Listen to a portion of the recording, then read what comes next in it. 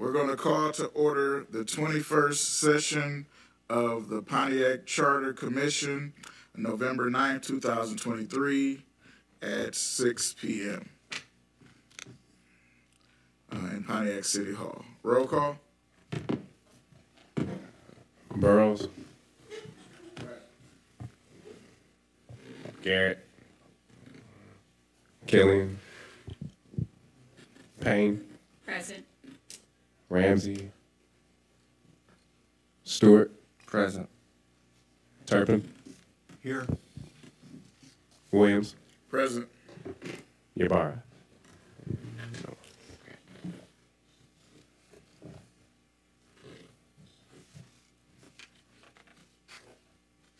All right, you got to tell me I got a quorum. You have a quorum. All right, thank you. All right, now I need an authorization to excuse Ramsey, Killian, Garrett, and Ybarra. So moved. Second. All right, moved by Stewart, supported by Turpin. Any discussion? Roll call. Payne. Yes. Stewart. Yes. Turpin. Yes. Williams. Yes. And Burrows. Yes. All right. Is there any amendments to the agenda?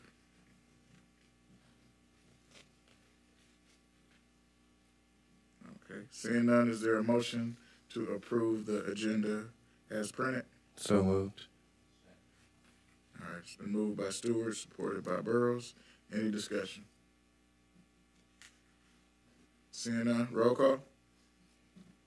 Payne. Yes. Stewart. Yes. Turpin. Yes. Williams. Yes. And Burrows. Yes. All right. Agenda is approved. Now I need a motion to approve the minutes of our November 4th meeting. Second. Okay, it's been moved by Payne, supported by Stewart. Any discussion?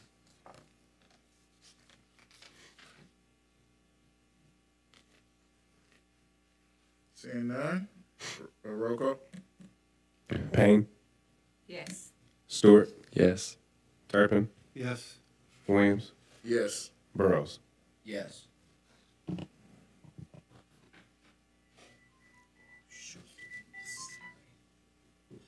right. Please silence all phones. All right, which brings us to public comment. Jonathan, do we have any public comments?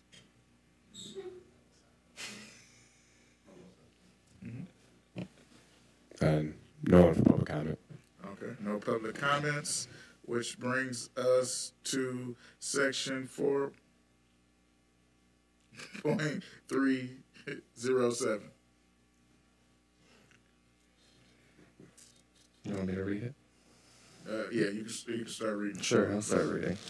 All right, 4.307 is on the assessment division or city assessor. It says the city shall maintain a city assessor. A division of assessment may be created in the finance department. The mayor, with the approval of the council, may appoint a city assessor for a term of 6 years. If such mayoral appointment is not approved by the council within 30 days, the appointment is effective. The city assessor may be removed by the mayor for cause only. Okay, I still haven't heard back about that. I did make a plea at the council meeting to get some insight about the assessor's office. So I would ask that we would table this one again. 4.307 and 4.308. A motion? Motion to table 4.307 and 4.308 until we hear feedback, so next meeting. All right, it's been moved by Stewart, supported by Burrows. All right, any discussion? Seeing none, roll call. Stewart. Yes. Turpin. Yes. Williams, Yes. Burrows, Yes. and Payne. Yes. All right. Which brings us to 4.401, Police Department. Stuart? Sure. 4.401 is on the police department or police services. It says the city shall provide for the safety of its residents. A police department may be created in the executive branch of city government. If a police department is created, the chief of police shall be the head of the department. The city may contract for police services with appropriate law enforcement agencies as provided by law. Any discussion on this? Payne?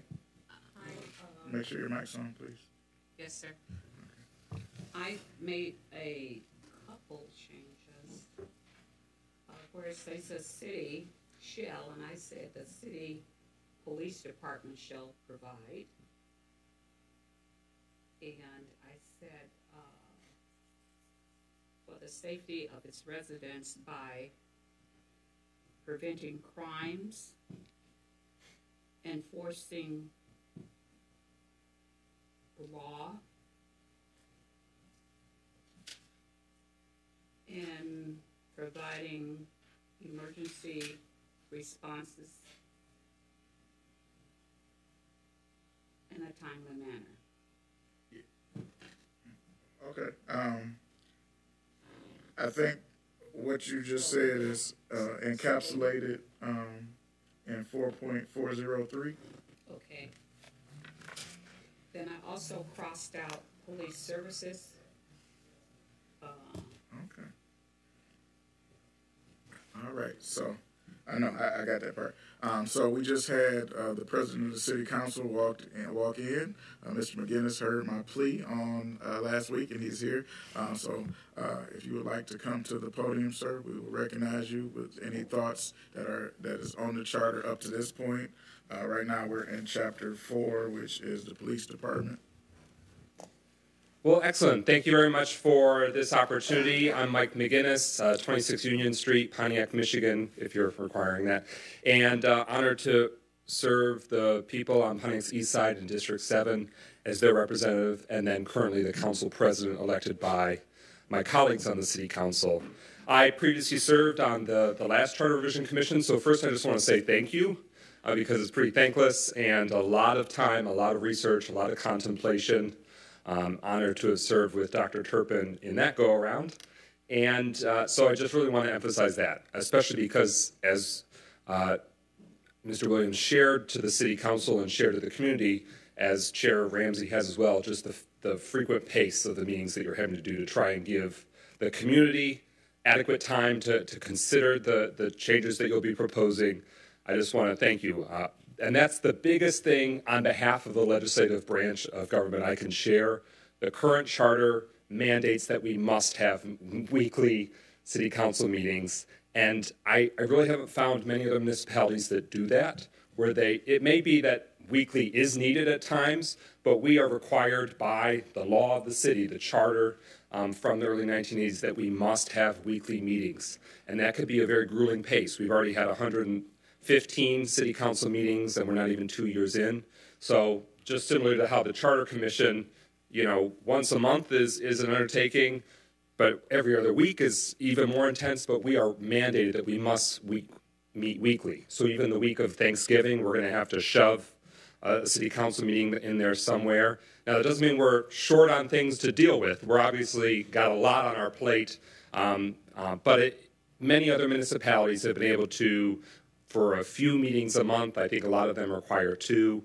So I know you've already talked about that at length, but that's the biggest sort of like blaring warning sign in my just under 2 years so far serving a 4-year term that really hit home, that the charter handcuffs the city government that they must meet weekly. And that's can be a challenge and might not always be necessary or needed.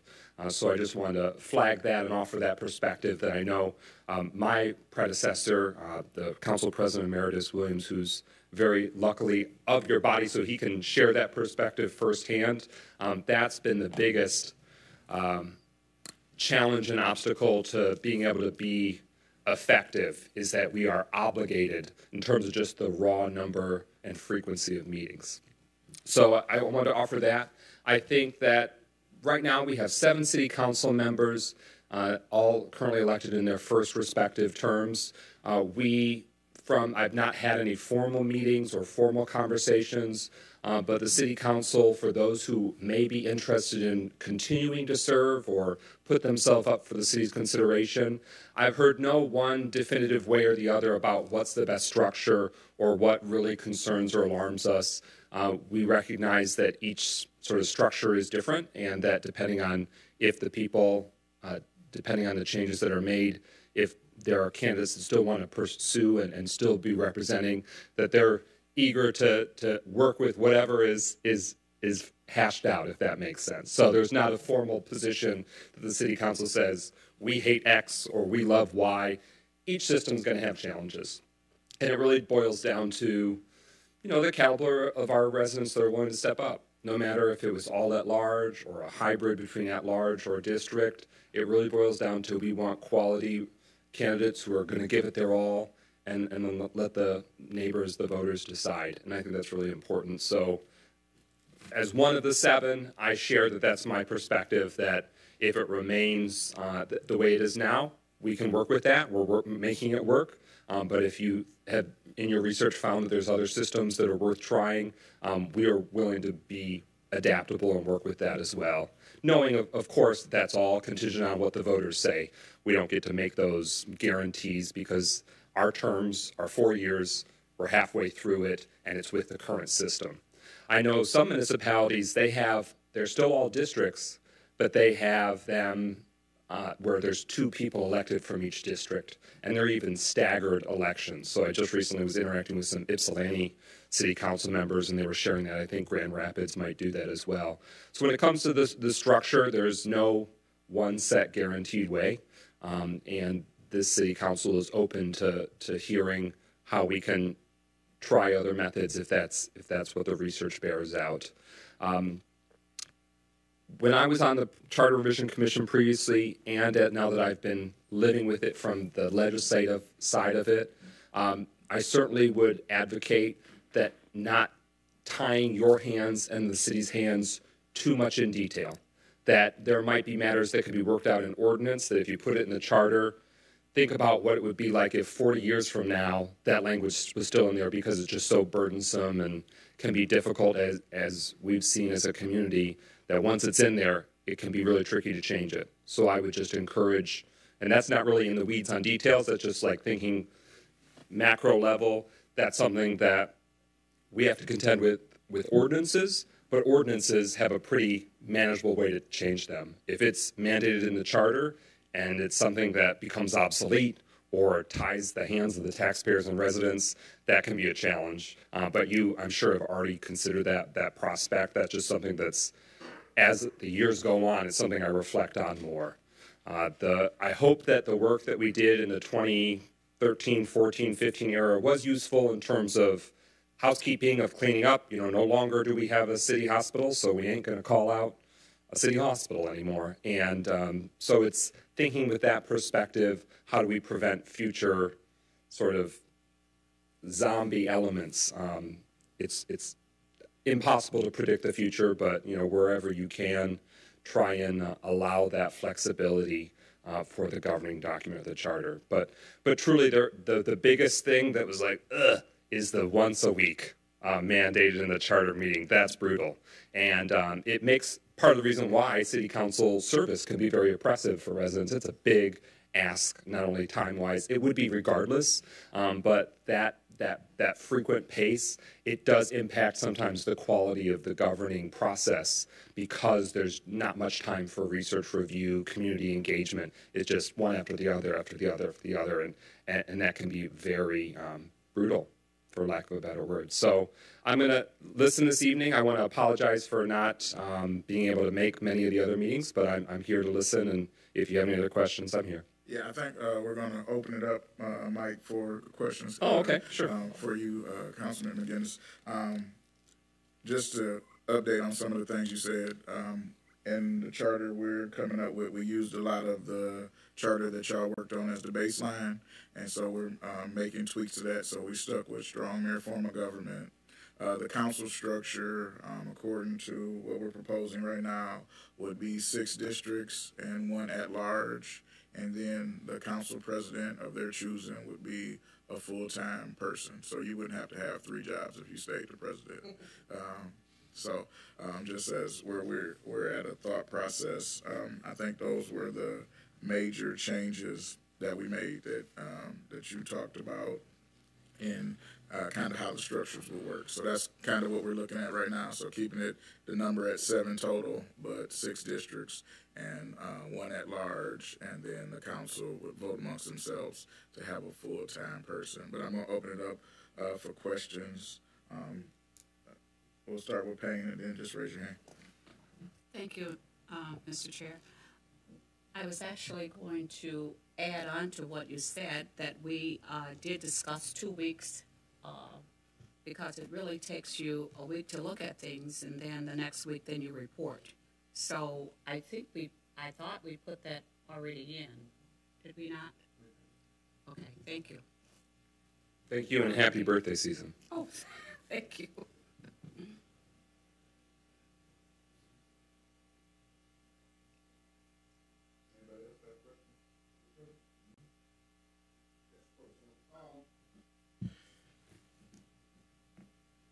The once a week, what would you suggest besides that? And I say that because I attend a lot of the meetings, as you know, and it's a lot of pertinent things that come up, it seems, in the city of Pontiac on a regular basis that we have to address. If we move to, or suggest it, because, you know, it's still not our vote itself, say twice a month or every other week, would we still, as you would think, be able to handle all the pertinent things within that time span? Because, you know, I've sat here where we went 3 hours, you know, and it's been each and every week. And that now that if you would condense it only to 2 days out of the month, how would you, you know, how would that seem? It's an excellent question. I don't have the definitive answer yet. And I think a big factor is that because we meet weekly, we fill it weekly. And that's setting the council agenda each week. I always think, okay, we're going to meet regardless. How do we maximize that time together? So we'll introduce discussion items so that way we're informing the community, allowing council members to share informal feedback. But when it comes to binding votes that need to be taken, I think that there is a way for it to be handled. The language would probably best be stated something as required to meet at least twice monthly. So it's not the cap, it's the floor. It's sort of saying you must meet at least twice, but it doesn't limit the number of times, because there could be a season like the budget season. I mean, when we were doing budget hearings, we're sometimes meeting 3-4 times a week. And that's just the nature of the volume and wanting to hit those, you know, get those important things decided in a formal meeting before really important deadlines. So you still want to have that flexibility so you can have that frequency, but I could foresee a scenario where we would have built in like monthly community engagement opportunities, like town hall meetings or something, forums where a lot of city updates can be provided, information and feedback can be given from residents, but it doesn't necessarily need to be obligated in a formal council meeting. Because the charter calls for that, we've kind of adapted. You know, we've made the most of it. And it's by no means a waste of time. We're trying to make the most of it. But having that requirement, it really hamstrings us if it's the summer or a holiday season where you got to do it. It's obligated. You got to check the box. When some of those matters don't need to be done on December 28th, they could have been handled the first week of January after the holiday days of that sort. So I could foresee, at least in the very near future, regardless of what the charter called for, we do need frequency of meetings. But as the years go on, it may be that, you know, we'd still be locked into it, because if the charter language calls for it, we are obligated to hold, you know, convene weekly versus at least twice a month. Because I had a second question if nobody had. Okay, my second question would be, as Charter Commissioner Williams stated, we were leaning towards, well, we put it in that it would be 6 districts and 1 at large. You being council president, how do you feel if that change were made yourself? Would you think it would benefit having someone full-time? Definitely there's enough work that calls for it, and so the way the structure works right now is that we engage or employ additional staff that can serve the legislative branch. I can't say that I know many other municipalities that do it that way, but it's really just based on the size of the city and what that division of government calls for. If it's a city manager form of government, yeah, there's probably not as much function or role for, but in those situations, the mayor is kind of like the city council president in those communities. They lead the meetings, and they do have more obligations and time depending on the size of the city. So thinking out loud, there would be some precedence for that. To do it well, to do it effectively, it requires a lot of investment of time. Just because the nature of our city, the size of our population, and the way in which city government has been functioning, yes, that there certainly can be use for that, sort of personnel power that's built into it. But it'd be up to the council members to determine, or however you structure it, to determine how that person is elected, and then whatever traits or availability or priorities that they want to make. The council members, whomever the people elect, really shapes and influence what their expectations are for their council leadership.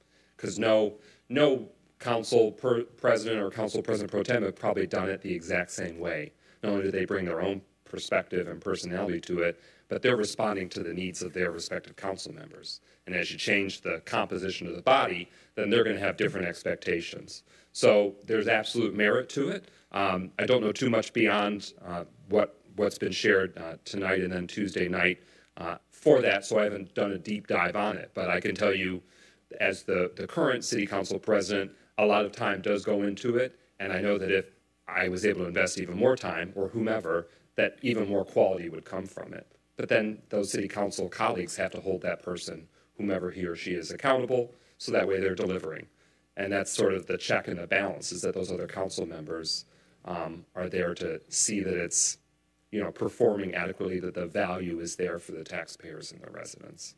But to your question about the structure, 6 and 1 or some hybrid of districts and at large, I think it's really valuable that we have district representation. We are guaranteeing that no matter where you live geographically, that you have an outlet, you have a seat at the table. And so I think it is important to retain that an element of that district representation. It's for decades now been what the residents and the community has that expectation too. So there's that kind of precedence and history that we have embedded in our community. And so we really haven't had at large, except for the mayor is elected at large. We truly haven't had enough personal on the ground experience to know what at large council person or persons would look like. But just like with any other structure, there's a way to make that benefit for us. When I was looking at it with the Charter Revision Commission, we'll say the decade ago, even though it's been a little bit shorter than that, but the previous decade, it was thinking about the very real scenarios of if you have district council persons that for various reasons and various seasons might not be as available, you have an at-large person that's got citywide focus, but also can be responsive there in a pitch. Because as many of you know firsthand, a lot of what city council is doing is helping be responsive to the residents, be that ombudsperson type role, trying to provide that feedback response, connect them to departments. And so if there's somebody who's out of commission, not because they're not able to serve or not eligible to serve, it might not be something that dire, but if they are not in a position to be as responsive, that person might be able to backfill and be another advocate and a point of reference that they can engage with their city government. But that would really all just depend on the evolution of who's elected and what that dynamic is.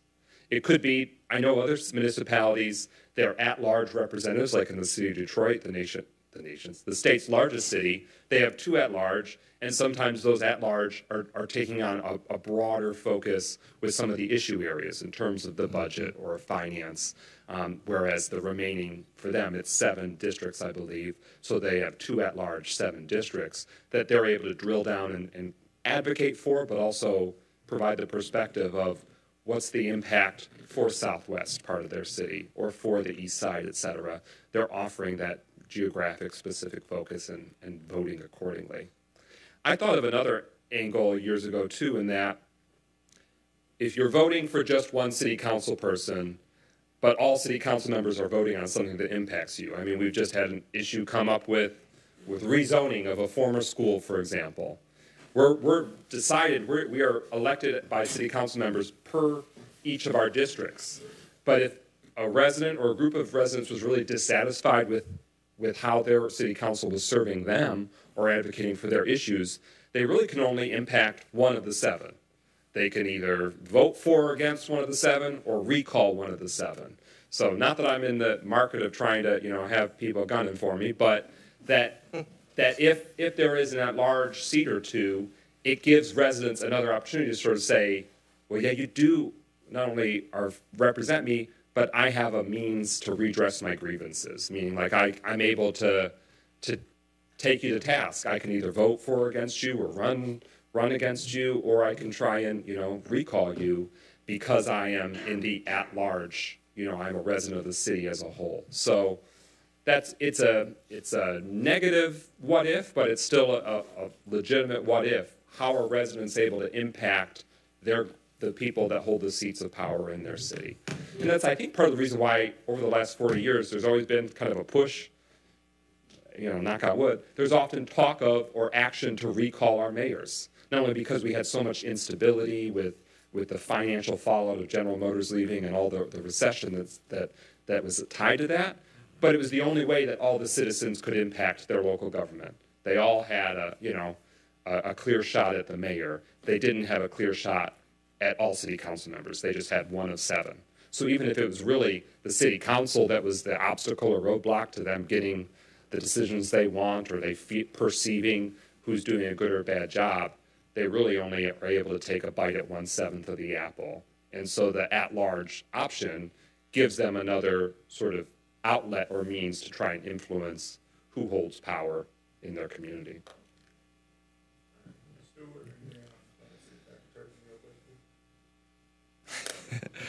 I think you brought up a really good point around, I think, the oppressiveness of how council service is right now as well. I think regardless of the meetings, I think our city also expects our city council to act as full-time people. Like, the amount of stuff I see all the time that's like, well, they don't respond to my phone calls. Like, when you have like 100 a day and a full-time job, and so I think part of what we've been kind of assessing is how do we also make it both so that council service is a little bit easier, or that there is at least more support in that council service, but also how do we balance, which I personally do not believe that it is balanced between the executive and legislative branch as much as it should be at the moment in this specific charter, is how do we kind of balance that? So 2 of the things we've kind of been thinking about is kind of formalizing more of like the actual development of a city council department. So yes, if it is an at-large person, that can be someone who can help with that. Having a council president that's full-time might help with that, right?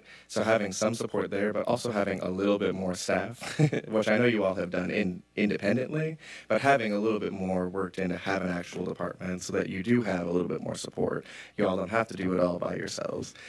Is there any consideration or thought or question or things we should consider as we kind of think through that, Mike?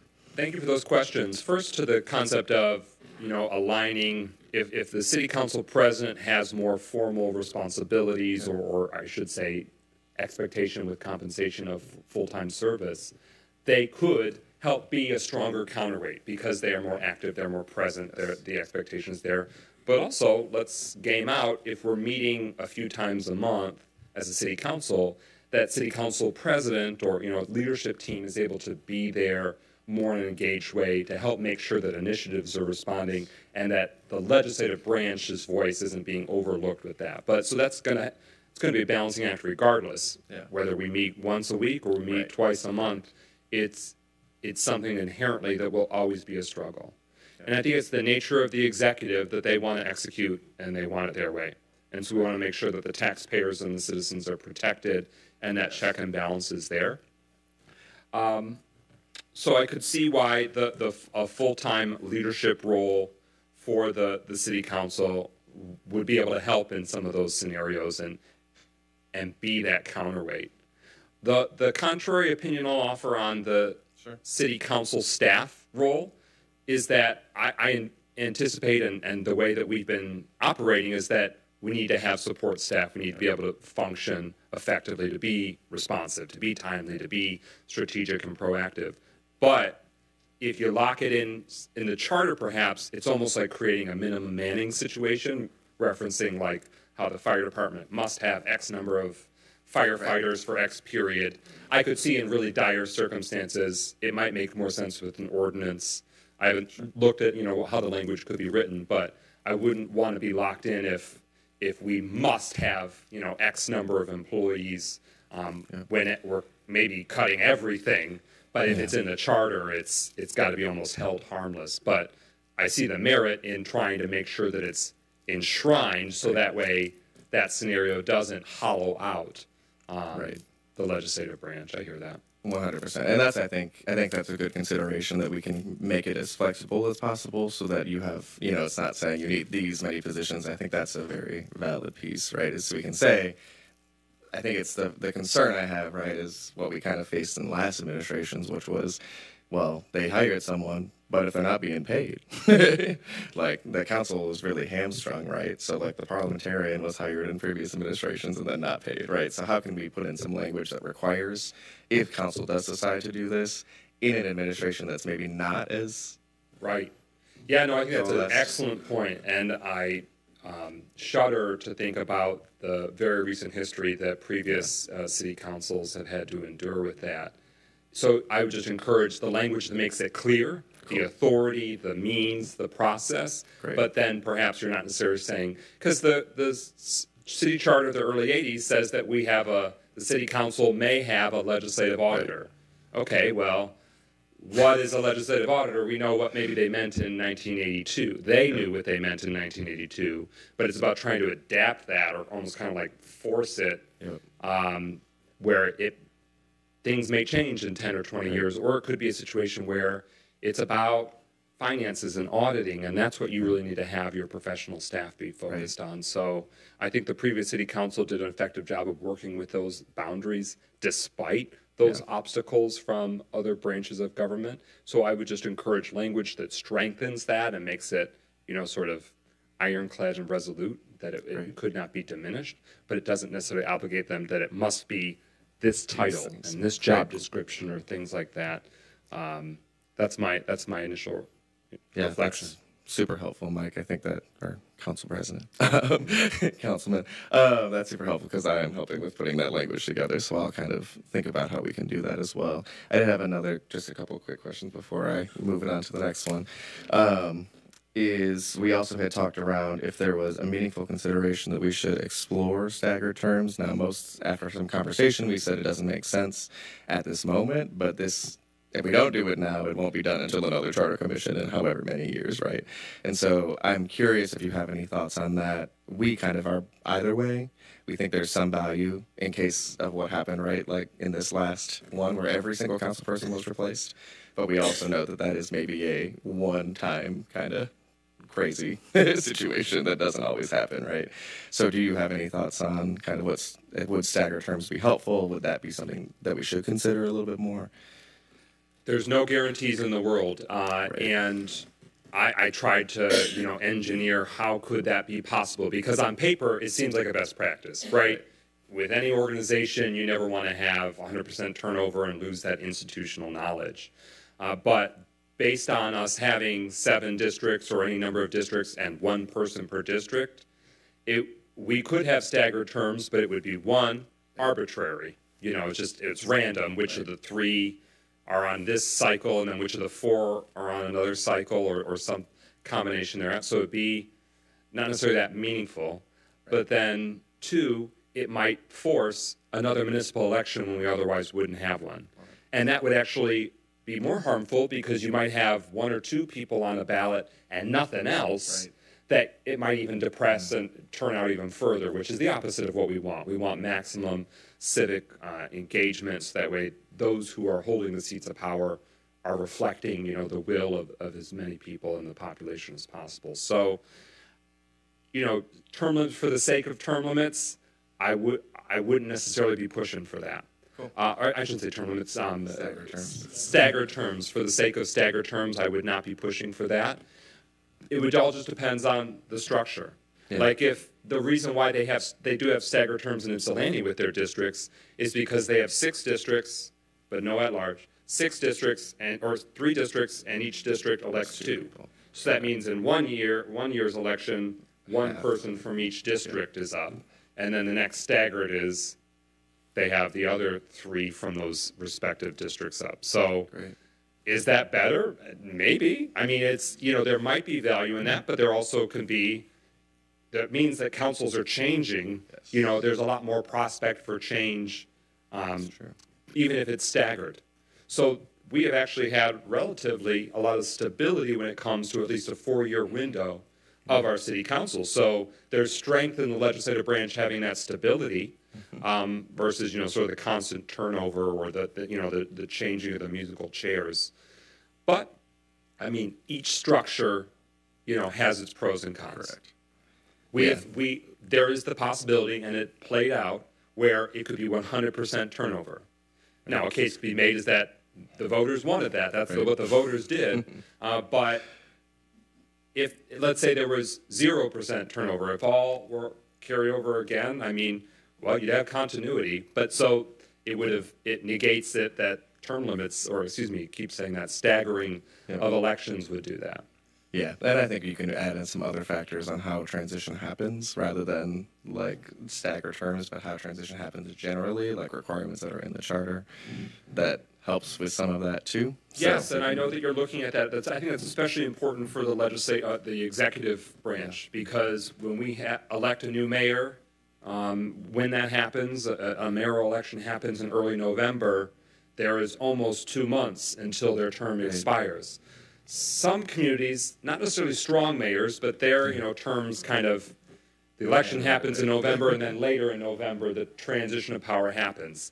With a strong mayor form of government, I don't know necessarily that's better, but I think you want to have those safeguards. So that way if there's, animosity, hurt feelings, bitterness, short-sighted decision-making, that you don't want necessarily to have that long purgatory when, it's not as effective with oversight and best use of resources. I'll make one last quick question, because it is helpful to have you here, so thank you so much for coming and giving us your time. Something that we've been grappling is, I think this charter was made assuming that everybody is nice and is playing as ethically as possible, except for the 2012. I mean, whatever y'all did add some ethical things, so thank you for that. Are there any other ethical considerations I think we should take into account in terms of this? Anything that comes to mind? Something that we've been exploring is some sort of integrity officer that can really be an independent piece. I think what we saw in the last piece, and this is like, I know, like, oh, the world is not, like a crazy piece, but it is that we have seen a lot of ethical violations. And a lot of the times what ends up happening is that ends up being settled in court. And we spend millions of dollars settling that in court between 2 different departments. Yeah. And I think you see that there's also not a lot of, I think what you said around the council, the citizens not having the ability to like do anything with council as well, right? There's like not a lot of recourse for how you address it besides a recall. Right, so there's not a lot of like getting the facts straight, getting all like and moving these pieces together, as well as I think making sure that there's compliance within contracts or subcontracts that are happening. So I think there's a lot of that stuff that we've just seen in the past, right? Not just in the last piece, but also in other administrations as this 40-year charter has gone through. So we're exploring what that could look like. I think the ethics board was a good consideration for this as well, right? It's a separate independent body that can, investigate certain claims of conflict. Is there anything else you think, or thoughts on that generally, or anything that we should consider ethically or conflict of interest wise, I think, as we're going through this? Sure. I just read in the newspaper that Warren City Council and the now outgoing Warren mayor have spent almost $1 million in lawsuits against one another, and I just read that and just wanted to throw up in my mouth. And I know that, you know, many cities, and we have also endured with that sort of like litigation that to resolve some of these, you know, constitutional crises, for lack of a better term. But when it comes to ethics, a few initial thoughts I have is that it's extremely difficult for a body to police themselves. Right. That it's challenging procedurally, but also it just becomes very difficult. So if you have it internally, if you have it externally, both can be weaponized. And so just look at it through the lens of, what if there's a bad actor who's wants to take whatever structure is made, you know, which is a recourse to try and look at it fairly or independently. Just bear in mind, what would it look like if that was exploited or abused by somebody who wants to use any means necessary to determine who holds power. So we don't want to create a scenario where it's an opportunity or an option to undermine or override what the voters wanted. And I think that's what's really important, no matter what you structure, if it's a board, if it's a person, if it's however you structure, just don't make it so that it could basically cavalierly say, screw you to the voters. They ultimately should hold the power. They hold the power through determining, does this charter get passed or not? And this is being done on their behalf. It's the structure of government on their behalf. So I don't have the right answer on, and I don't know which municipalities have really had a great experience with, you know, having that kind of option. I mean, at the federal government, we've seen sometimes, let's say it's the threat or the implication that there's impropriety, and so the Justice Department will say, okay, we appoint an independent special counsel, and the special counsel becomes this, you know, never-ending, meandering thing that also racks up bills, because they got to get paid by the city too. So just doing it in a way that it doesn't become that, you know, this crazy black hole of really expensive, never-ending investigations. Yeah. In an ideal world, there would be, you know, everyone would play nice, do it the right way and do things the legal way. Obviously, if it's in the charter, it must be done, and that's what's most important. So if it says you cannot do X, that charter is ironclad, and so that has to be enforced all the way down, be it by council leadership, the council's the body. That removes ambiguity as long as it's something that can, you know, it's something functional. It makes sense. Okay. Yeah, helpful, Mike. Thank you. I'm done with my questions. Oh, okay. Thank you. Anybody else have questions? I see Councilman, Commissioner Ybarra has just got here. I do have a question in relationship to how the mayor functions at council meetings. Commissioner Garrett brought up the point, I think about a month ago at this point now, about how council people are always using the opportunity of council meeting to direct city staff. And so how do you see that, I guess, working, or what would you put in the charter to make that flow smoothly or kind of address it? As I interpret the charter now, it does spell out presently that city council members are not permitted to direct city staff. They can ask questions, and, you know, so there's always that nuance of how's it perceived, right? You know, if you're saying, you know, you should, or you need to, or why don't you, you know, those questions are loaded, but, you know, they are still just that. Ultimately, the authority rests within our current system, the mayor, and so I see merit in that. Right now, it says that the mayor or deputy mayor must be present at a city council meeting for it to be a valid city council meeting, and I get why that would be in there. If it was so adversarial and you kind of called a special meeting and you don't let the mayor know, you know, like, I could see that could go off the rails in a different way, people abusing and just sort of deviating in terms of that interactiveness. But the challenge is that if relations are so poor, you know, a mayor or a deputy mayor could, and we have seen it, where they could protest the existence or that, you know, the establishment of a meeting by sitting it out, by, you know, walking out the door. And that would be, I don't have a good answer for how do you build in safeguards so that they don't have that informal veto power of a meeting even being able to take place. So maybe there's a way that that can be, you know, a safeguard, but I don't have an easy answer for that. So to the question, Commissioner Williams, about, so right now it states that the mayor or deputy mayor are required to be there. I can't recall if it says any language now about that mandates that we have to even call on them. They are given in our rules and procedures. I don't know if it's called for in the charter that says they get, you know, closing comments, et cetera. That's been our practice. We change our rules each, you know, we can adopt our rules, we can change the length of time, et cetera. That's a courtesy given. But it's a good question. One, what's the exact roles and rights of a mayor or deputy mayor at a city council meeting, because it is the city council's meeting, but as the executive or the leader of that branch, there's great value there.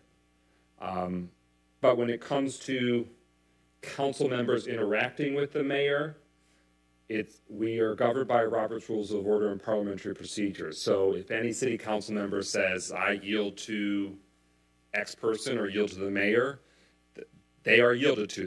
They're not required to speak. They could say, I've got nothing to say, and then it dies. It's, you know, they yielded to a dead end. But when it comes to council members and staff roles and responsibilities and ensuring that division of duties, you can look at that language again, see if there might be another sentence that can just make it even more clear. Because it's, I think, a one sentence statement about how, you know, only the mayor can, you know, direct city staff. City council members can ask questions. I want to say that's the extent of it. Yeah, we didn't change that. We're just trying to figure out, because on the flip side of that, it says that the mayor must answer questions or give reports and answer council questions or citizen questions. And I wanted to know if there was any additional thought or language that we should be putting in place to kind of make that go as you see it. Excellent question. I haven't fully formed a thought to reinforce or that's contrary to that. I get why they want to spell that out, though, so that way it's that the expectation is that the representative of the executive branch, those who's, you know, sort of carrying out the business of the city, that they've got to answer for the work that's being done. They've got to be able to answer questions. And unfortunately, you can't necessarily build in guaranteed guardrails if somebody is especially quarrelsome or especially antagonistic or sort of running for their seat or anything like that. I think that just might be the nature of the beast, that possibility is there. And it would just probably be required that the city's council's rules and procedures might be the document that you might want to go into more detail if something goes off the rails a lot more, where it says that, you know, a council member can only ask the mayor for a report or information twice in a meeting. That's pretty deep in the weeds. I wouldn't necessarily advocate that being in the charter, but it might just be in the rules and procedures that in those worst case scenarios, you'd want to take account for that. Because that way, if it's no longer the issue and you found, you know, because right now we set it at 7 minutes as the closing statements, and that hasn't been abused. A previous mayor abused 15 minutes. So, you know, that they had to change the rules and procedures, but you wouldn't necessarily want to put that all the way up in the charter, in the governing document. But it's a valid concern. All right. Last question that I have for you, unless anybody else has questions. Okay, I'll let you go, and then I'll go. Okay. We were put in for a suggestion, as again, about having, after you were elected, and it was certified after 2 weeks, that you would go right into office. How do you feel about that? So like all city council members and mayor, or just city council members? Or? City council and the mayor. Okay. So let's say the election's in early November, and so, you know... After certified, it's about 2 weeks. Oh, okay, good point. So after the certification of election, 2 weeks after, yeah, I mean, the way that I want to say the charter says is kind of murky about what's the actual first day. Is it January 1st? Is it at noon? Is it... Even the first day is kind of is not really clear cut. And we had to contend with that this last time around in terms of what does it mean for the mayor versus city council. So as long as you make it clear, I think any date can work, as long as it's not going to be a conflict with a, federal holiday or things like that. I think that either could work. So you wouldn't have a problem with the time being reduced from January to December? No, I get the merit in it. I know that other places do it. I mean, sure, let's say we've got continue to be a strong mayor form of government, and let's say somebody's been mayor for 8 or 12 or 16 years, and they've got a whole bunch of city department directors. I could foresee a scenario where if there was a new mayor comes in, somebody's defeated or retires, and there isn't necessarily good cordial relations, I could foresee a scenario where it could be bumpy. But it would be bumpy whether it's in December or whether it's in January. Like if a new mayor comes in and dismisses all the at-will department directors and wants to hire a clean slate, yeah, that'd be disruptive. But it's going to be disruptive whether it's in December or January. I can tell you that at least being up close to it. So in this most recent transition, then Mayor-elect Grimel, in that sort of period of December, was making the determination on who would be his deputy mayor, and then communicating that informally to the city council members elect. We had a few orientation sessions where outgoing city council members and the one city council staff person at the time, Attorney Monique Sharp, was able to hold a few sessions, sort of like onboarding and training of what to expect. But I don't necessarily know that couldn't have been accomplished in a 2-week window versus a 6-week window or an 8-week window. Commissioner Williams might be able to give a better perspective of towards the end of December, how much was put on them. I mean, I know the outgoing mayor tried to shove a lot of stuff in on the 31st of December and not actually got city council approval, but they could have done that whether the transition date was December 1st or January 1st. 11th hour is 11th hour, no matter when it is. But as a courtesy, I could imagine if somebody was a mayor and was transitioning out, they might feel rushed. Like, oh, I've got, they weren't expecting that outcome. And so they weren't necessarily prepared to make their exit strategy or transition. But the people have spoken. The people have spoken. And so I imagine we're just thinking about more recent history of when a mayor still wants to be there. But we could think about a scenario if a mayor is done. A mayor is thrown in the towel. There could have health challenges, that it might be very welcome to be a shorter time period than almost 2 months. Thank you. My last question, since you worked on the previous charter revision, is there one thing since you've been council president that's not in the charter that you wish y'all had worked on? This is something I don't recall us changing or proposing to change, but it's about the petition, like to contest something that the city council has adopted. I don't know definitively if it needs to be changed or not, but I've learned a lot because after, in April, an adult use marijuana ordinance was adopted, there was, this is the process as I recall it, without, consulting notes. They essentially had to get 100 signatures, or maybe even 50 signatures, or a pretty small number of signatures to say, do we have enough interest to circulate to a protest petition is what it's called. So after getting a few dozen signatures, it pauses the ordinance, and then they have X number of days to collect a percentage of the turnout in a most recent city election. And I want to say that was 1,000 something. And so, in this instance, my understanding is that paid petitioners circulated and got enough signatures that were deemed to be valid. It stopped that ordinance from taking effect and waited until the next election for there to be a referendum, a vote on whether that ordinance will stand or not.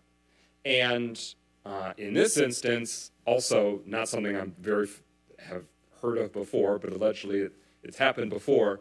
Those who put the ballot question, went through all that process. They said, we changed our mind, we're removing it. And so it was removed off the ballot. So I don't think we could change that. That's Michigan election law. But I was kind of shocked, like, oh, if just a few dozen people sign, it pauses the ordinance that was enacted. Now, it's not my favorite topic, but, let's change it with any other topic.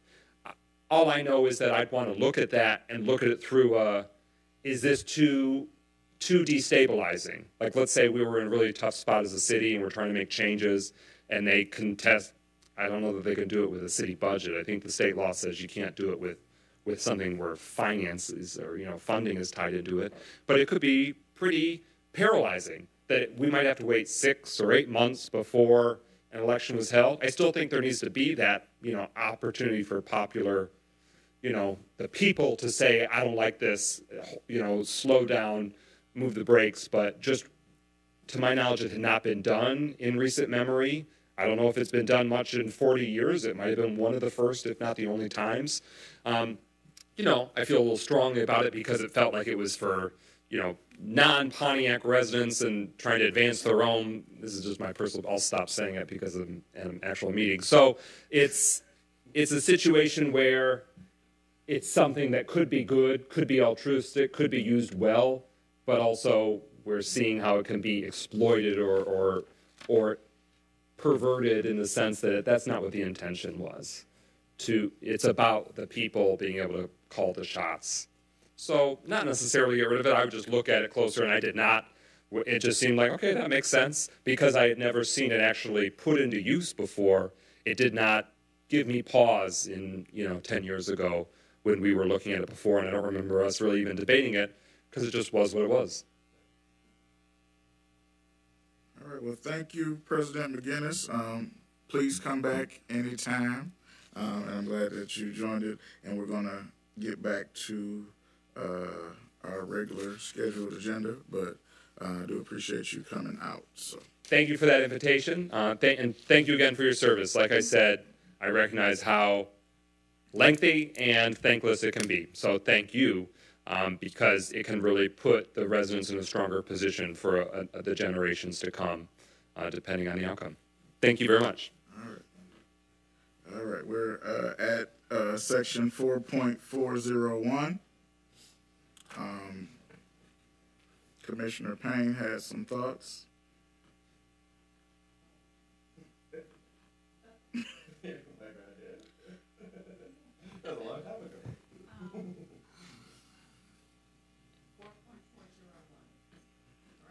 Yes.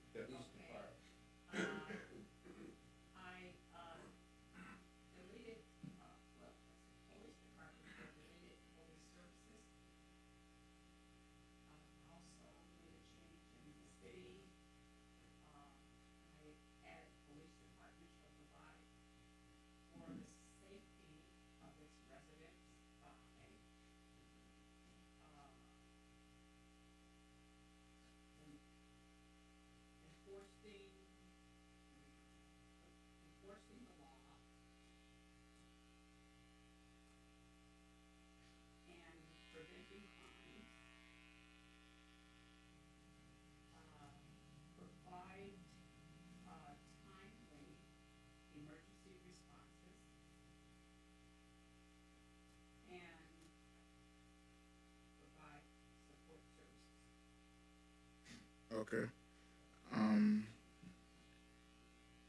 Sure. Yes, go ahead. I looked up police services definition from something called the Law Insider. And what those things that you spoke of basically are the definition of what police services are. So in other words, police services means law enforcement services for the prevention and detection of crime, the enforcement of laws and ordinances, homeland security response, and medical first responder services.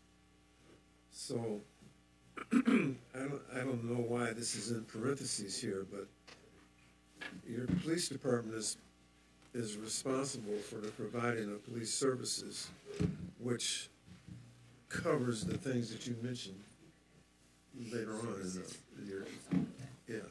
So that is what you're asking for is the definition of what police services is. Okay. Okay. So don't changes there. Okay. Any, anybody else or any further thought, Ms. Payne? No. Okay. All right. So is there a motion to adopt section 4.401 as is? And I'll read it out loud with the current language. Police Department, in parentheses, police services. The city shall provide for the safety of its residents. A police department may be created in the executive branch of city government. If a police department is created, the chief of police shall be the head of the department. The city may contract for police services with appropriate law enforcement agencies as provided by law. Is there a motion? Motion. Second. All right, it's been moved by Payne, supported by Stewart. Any discussion? Seeing none, roll call. Stewart, Yes. Turpin, Yes. Williams, Yes.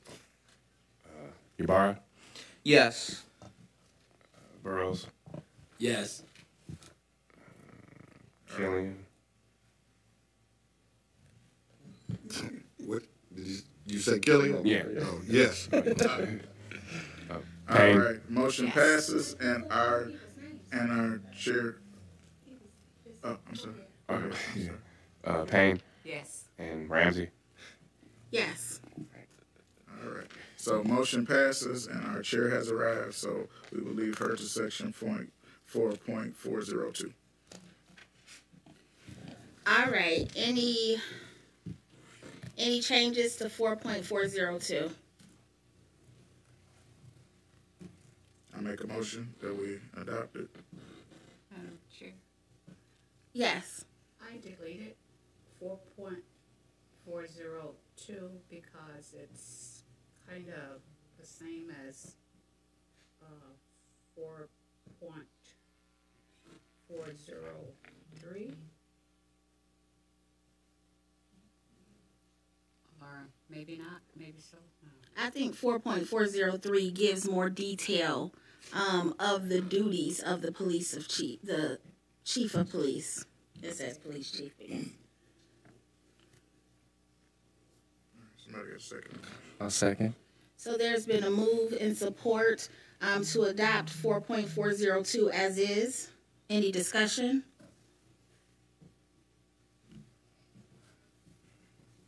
Roll call. Turpin, Yes.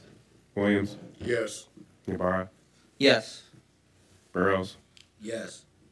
Killian, Yes. Yes. Stewart. Yes.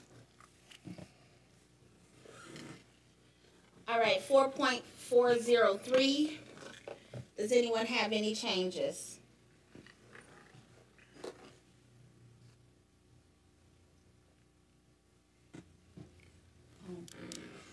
Sorry. Go right ahead. On the first line, the chief of police or contracted agency head is responsible for the public. I just added safety. And then the rest of it reads the same. Okay, would you like to make a motion to adopt it as you just read it? I make a motion to adopt public safety into 4.403.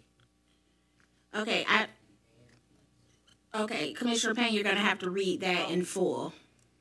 The chief of police or contracted agency head is responsible for the public safety, peace, and order, and the enforcement of the criminal laws of Michigan and ordinance of the city. Other departments of the city may be given concurrent enforcement, jurisdiction, or ordinances, and I did put a comma in there, which covers technical fields and municipal operations, The chief of police or contracted agency head shall define the duties of police officers and prescribed rules relative to the performances thereof. Is there a second?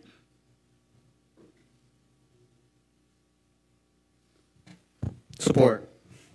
It's been moved by Payne and supported by Ibarra. Any discussion? Discussion. The comma, your purpose Which, comma always. on the, you said jurisdictions for ordinances, then you had comma, Comma, yes, sir. okay. Because you notice, because once you get into this, and I say that because once you're adding commas or breaks of sentences, you can change a law or the way it's protracted. So I'm asking the purpose of you putting the comma there. Then we should take which out. If the comma does not need to be there. Can we just adopt it as it was read without any punctuations? So you're going to have to reread it and remove the comma. I rescind my support. Thank you.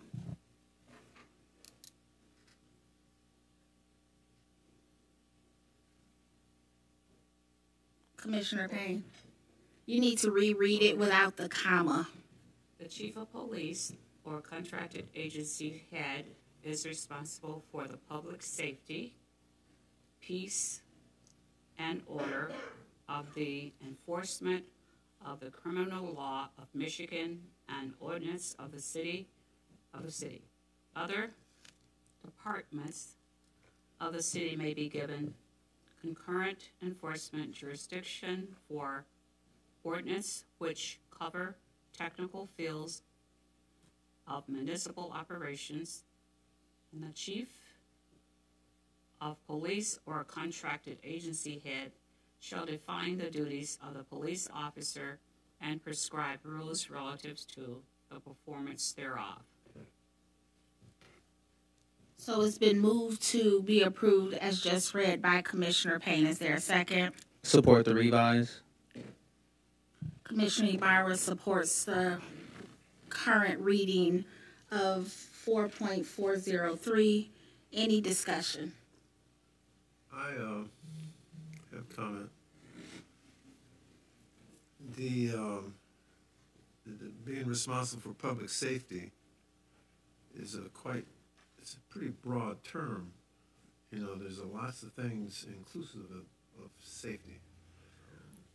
Excuse me. And I'm not certain that the police department is where we need all those requirements to fall.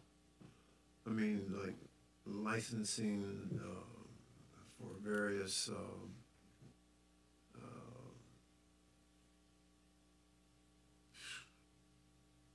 don't know. Like, is the police department responsible for like your car's ability to move properly through the community, or is your police department responsible for the lifeguards at the pool?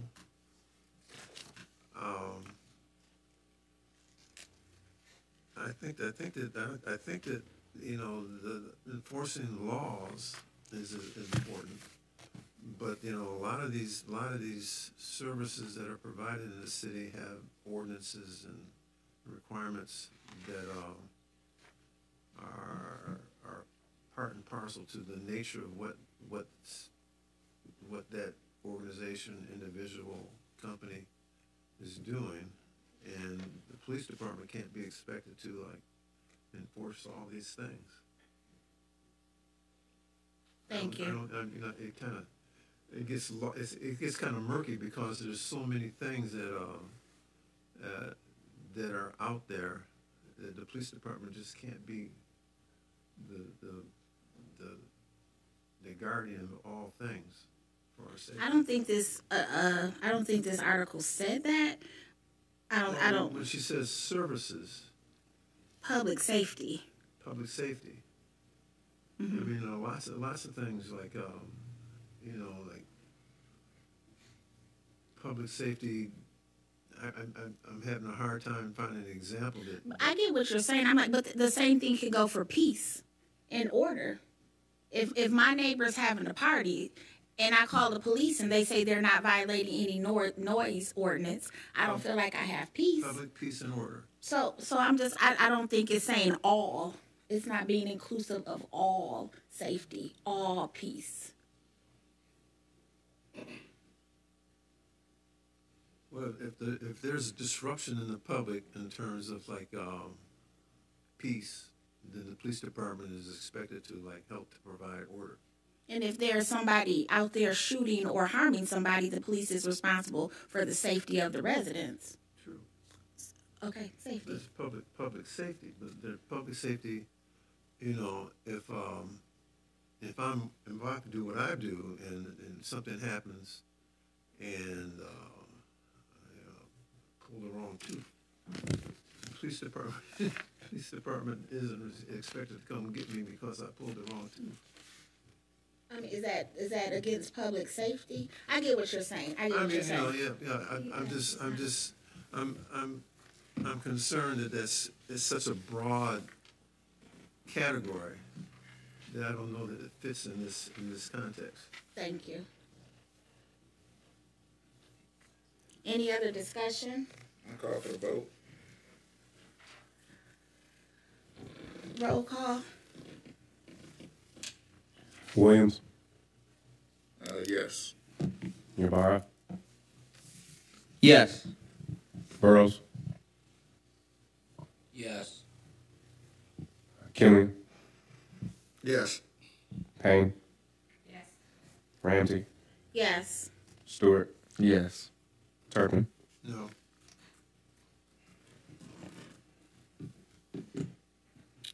.404 has been removed. 4.405 has been removed. 4.406 and 4.407. Does anyone have any issues with those removals? I make a motion that we keep the stricken out. So moved. So we have a move in support to continue to keep these removed from the charter. Discussion? I think just for the citizens that are watching, all of these were based on Pontiac only having its own public police department versus being able to contract. So I think that with the Citizen Review Board, it's added the scope for the outside agency. And so the regular thing that was in 1982 is no longer needed. Thank you. It's been moved by Williams, supported by Stewart. Roll call. Yabara, Yes. Burrows, Yes. Killian, Yes. Payne, Yes. Ramsey, Yes. Stewart, Yes. Turpin, Yes. Williams. Yes. 4.408 is now the new 4.404. Citizens Review Board. Does anyone have any issues or have any changes?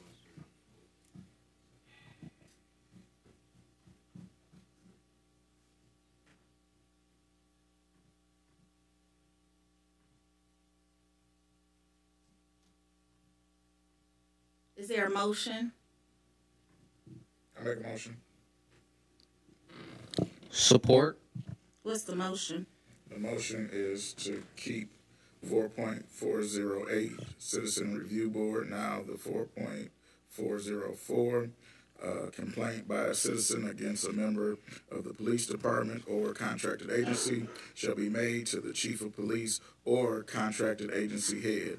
However, if the citizen is dissatisfied with the disposition of the complaint made by the chief of police or agency head, or if no disposition is made within 10 days, the citizen may make a complaint to the Citizen Review Board, which shall be established by ordinance and in accordance with the collective bargaining agreements.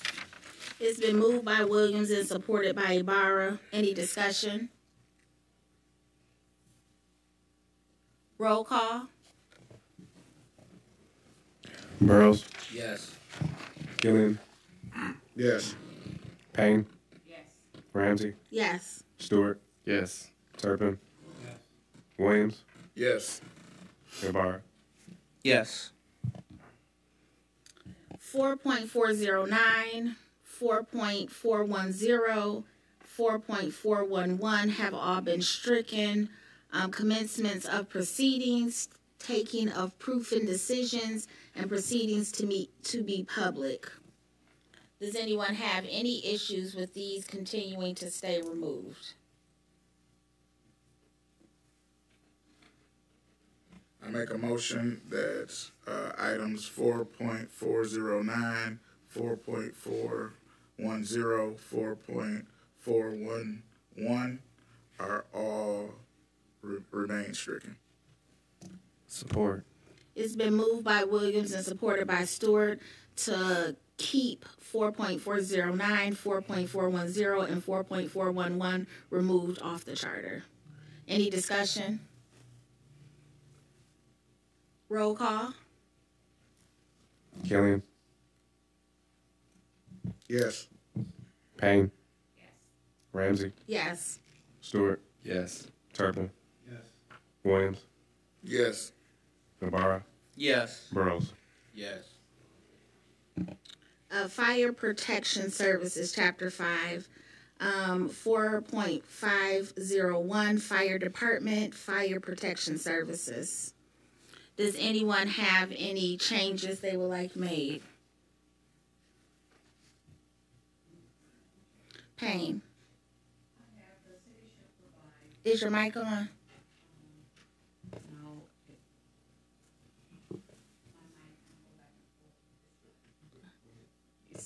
Oh, go ahead. Okay, thank you.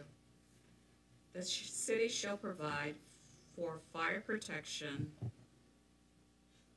and timely services for its residents.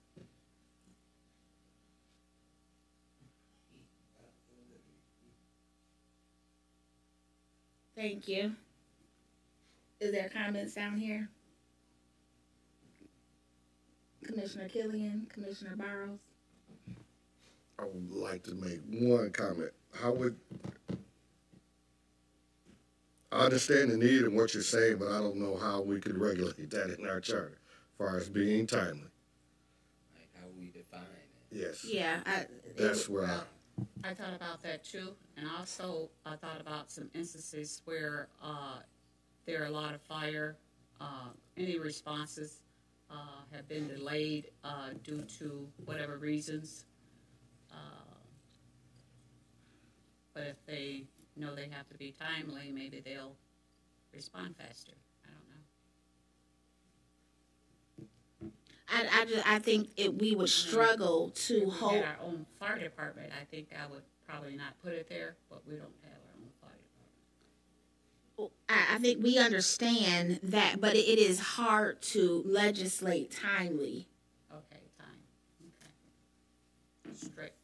We'll take it away. Any other discussion?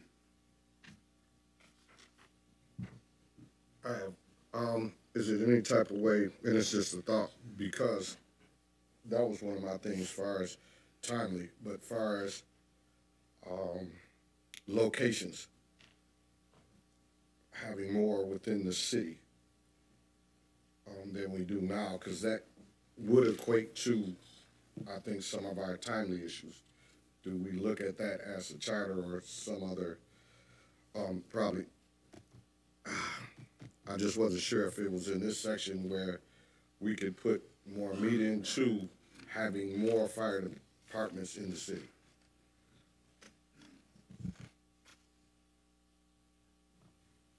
So this is my thought, Madam Chair, is that a lot of this probably needs to be done by ordinance and not by the charter. I'm really conflicted when we get down to section 4.504 because the citizens voted for minimum manning, and then this charter struck it out. I don't know if our current Waterford Fire Department is in compliance with this, so I don't know how that relates to the will of the citizens. So even though the fire department was contracted out through emergency management, it was never done by a vote of the people.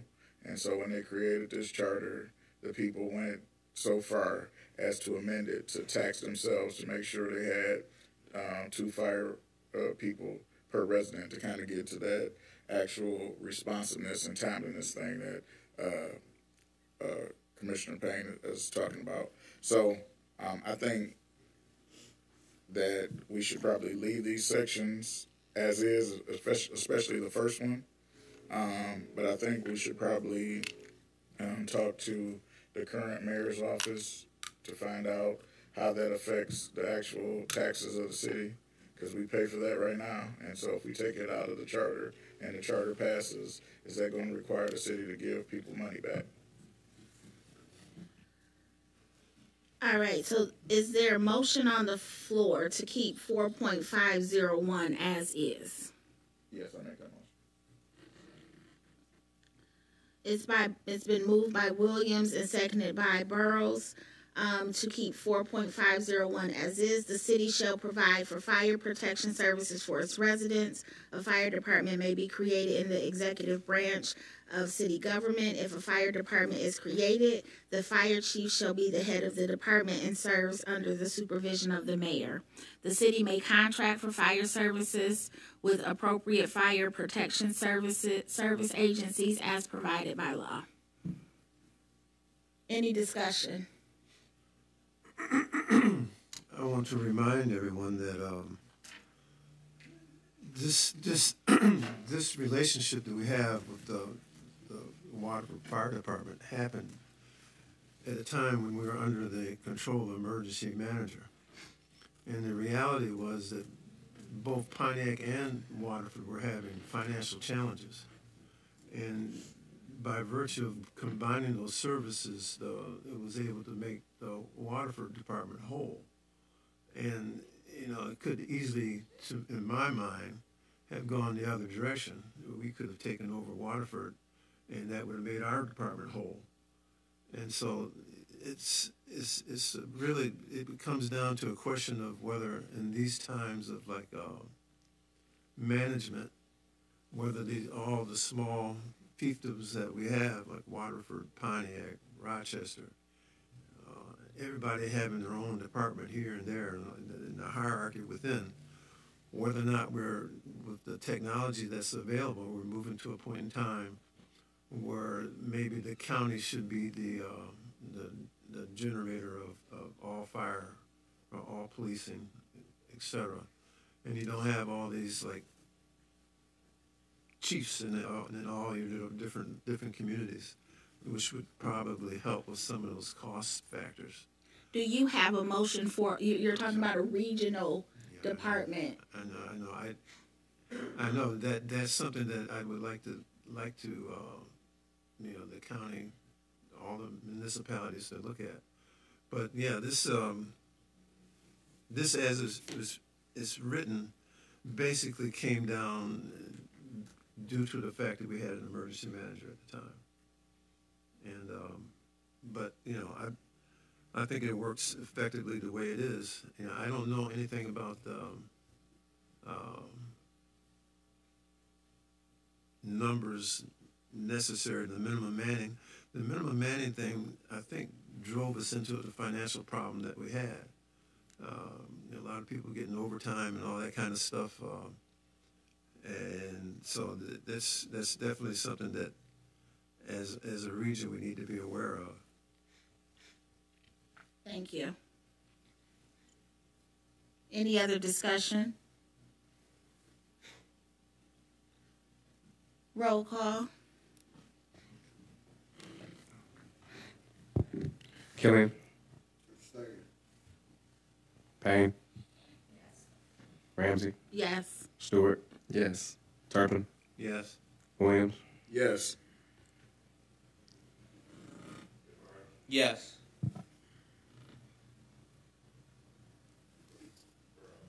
Yes. 4.502. Any changes? I make a motion that we accept as is, and I'll read it. 4.502, retention of fire department, civil service, the civil service system for firemen created by approval of the electors of Pontiac pursuant to 1935 PA 78 shall continue after the effective date of the new charter.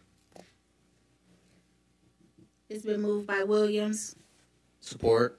Oh. Support by Payne. Okay. Support by Ibarra. Discussion?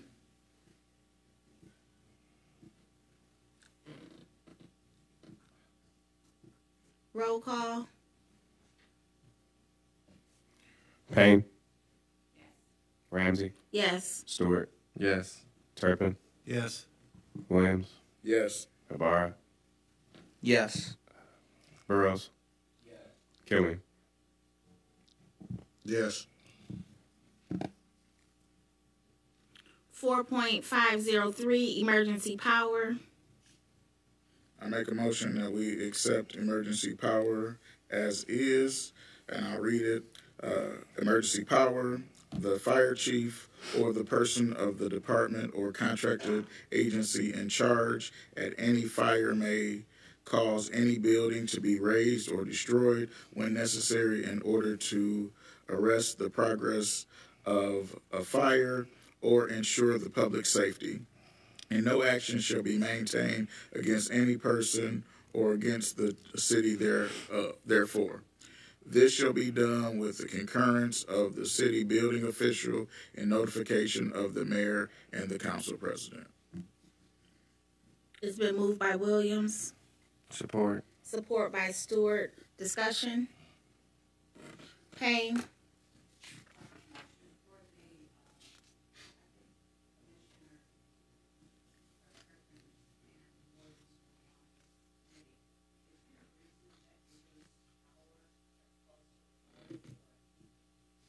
Only Dr. Turpin was on that committee.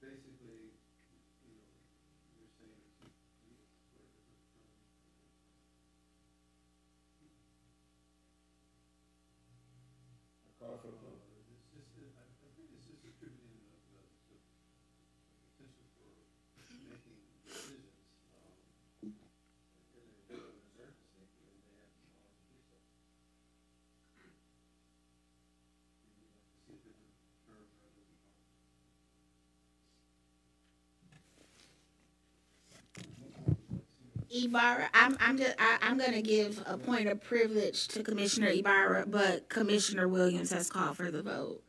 Ibarra? I would just like to say the title, based on how the document is structured as we're reading it, emergency power, the way it is currently structured indicates that emergency power was established on the original charter. Anything new on the 2014 charter would be bolded, as we see in some of the words and whatnot. So emergency power was an established title that was approved by the government, or I'm sorry, by the governor, to have as an official title in the charter. So just would like to point that out there. Thank you. The initial charter.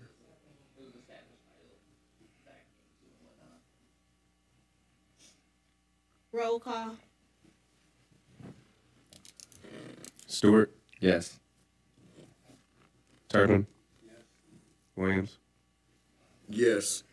Ibarra. Yes. Burrows. Killian. No. Payne. Ramsey. Yes. 4.504 powers of the police chief. Does anyone have any changes? I would move that we table section 4.504, just so I can get some clarity around the impact of striking out minimum manning. Thank you. Okay, we need a second to that. It's been moved by Williams and second by Payne to table 4.504. Any discussion?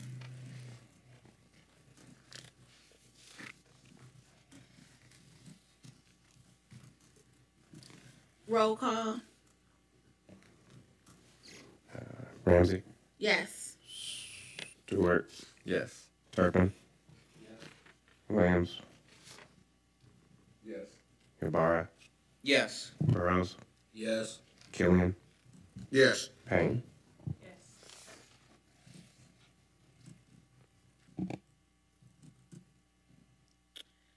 Chapter 6, remainder of the executive branch.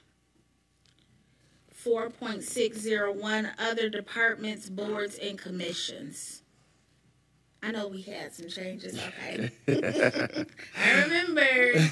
All right, Stewart. Yes, I would consider, because we decided to add a whole chapter on boards and commissions, to take out boards and commissions on this. So, that would see as 4.601, other departments not created by this charter for performance of executive and administrative functions may be created in the executive branch by ordinance consistent with this charter. So just getting rid of boards and commissions. It's been moved by Stewart to remove boards and commissions. Is there a second?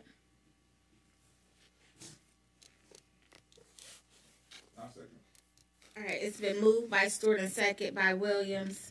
Discussion? Are we removing this from the title or just the actual paragraph in the title? Both. Both. So it would just be other departments? Yeah. Yes.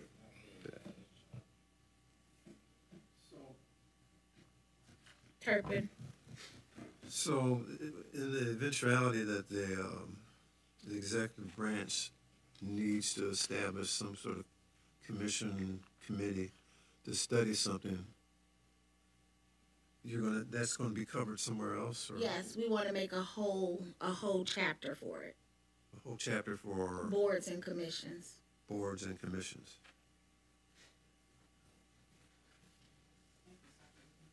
Okay. So that's going to be still within the executive branch activity. I'm not exactly sure where it's going to show up. That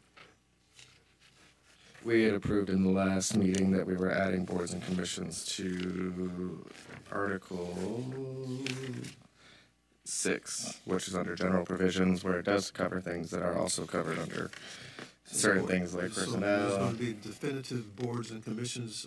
This implies that something comes up and they need to have some sort of board or commission.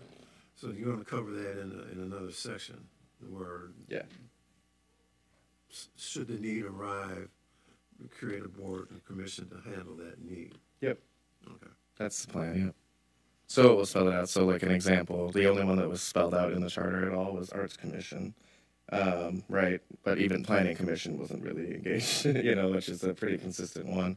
So I think there just needs to be more work related to that. And while those are still going to be in the executive branch, there is also pieces where we wanted to tie in some council engagement into that process differently. And that's why we kind of wanted to get it out of that section, because it is tied to both branches in that case.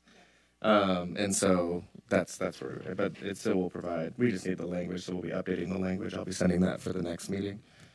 And we can kind of chat through a little bit more what that looks like. All right, any other discussion?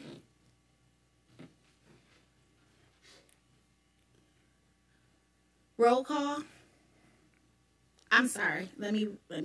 Can you reread the whole thing, Commissioner Stewart, with the title and the numbers and all that? Sure can. Let me wet my whistle. 4.601, other departments. Other departments not created by this charter for performance of executive and administrative functions may be created in the executive branch by ordinance consistent with this charter.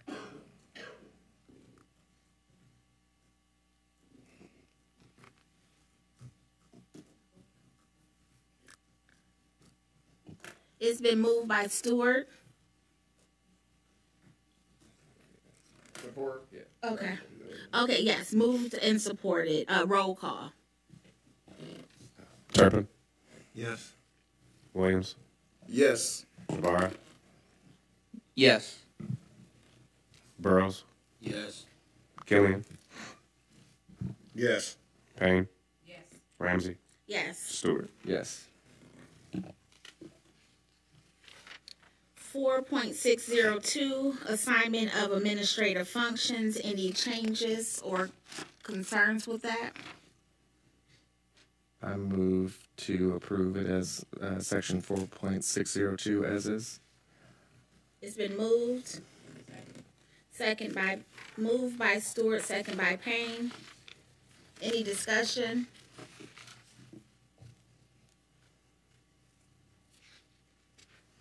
Roll call. Williams, Yes. Ibarra, Yes. Burrows, Killian, Yes. Payne, Yes. Ramsey, Yes. Stewart, Yes. Turpin. We. C. Oh. Like 2 times.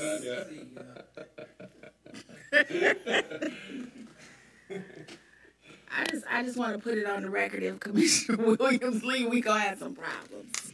I want to put that on the record, the formal record. All right, 4.603. Yeah.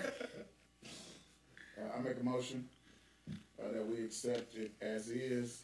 I'll read it. 4.603, initial continuation of department boards of commissions. All departments, boards, or commissions existing under the old charter or by ordinance performing executive or administrative functions shall be continued to exist unless reorganized, consolidated, or abolished by ordinance. Provisions for such departments are hereby modified if necessary to comply with this charter. It's been moved by Williams, Second. second by Turpin. Any discussion? I'm comfortable with keeping boards and commissions here because it talks about the current ones. Okay. So while that can be spelled out about new ones or how we want to structure that, it will still fit, I think, fine here. All right, thank you. Need a new section. Any further discussion?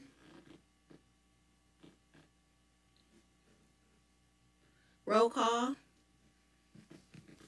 Ibarra, Yes. Burrows, Yes. Killian, Payne,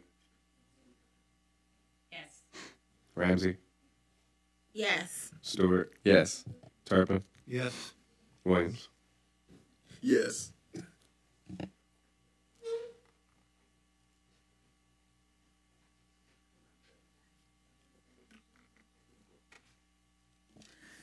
Section 4.701 has been removed.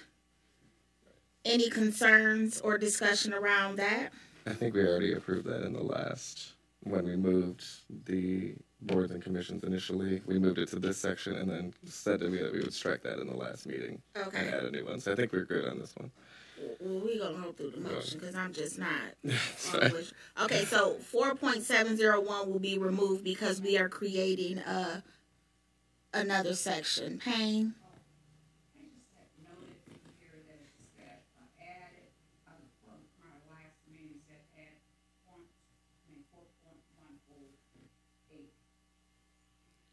Yeah, go ahead. Discuss a youth city council, and then I think, I guess, I can't really remember all that detail, but I just added what someone said, add this to 4.108. Yeah, it was kind of a tricky motion, Oh, yeah. so that's why I just want to address. You're right. So what we did was when we made the motion to change one of the earlier sections, we added it initially to this section as part of the motion, and then we said, then we are going to table this whole section and add that to Chapter 7 of Article 6. So we did that as like a whole motion last meeting, so that this was already moved anyway. So that was kind of it was a weird process. So you were right, that was like the initial half of the motion, and then the second half was removing all boards and commissions to Chapter 7, Article 6. Make sense? Yes. Weirdly, yeah. And thank you for being here. Yeah, no problem. Any other discussion? Did we vote on it? Yeah, Okay. that's why I was like, I don't think we need to. Okay. All right. We are moving to Article 5, Financial Procedures. 5.101, Fiscal Year. Any changes? Yeah, I know. I was like, Kermit should be here for this for sure. But I moved to accept 5.101 as is. It's been moved. Second, it's been moved by Stewart, second by Burrows. Any discussion?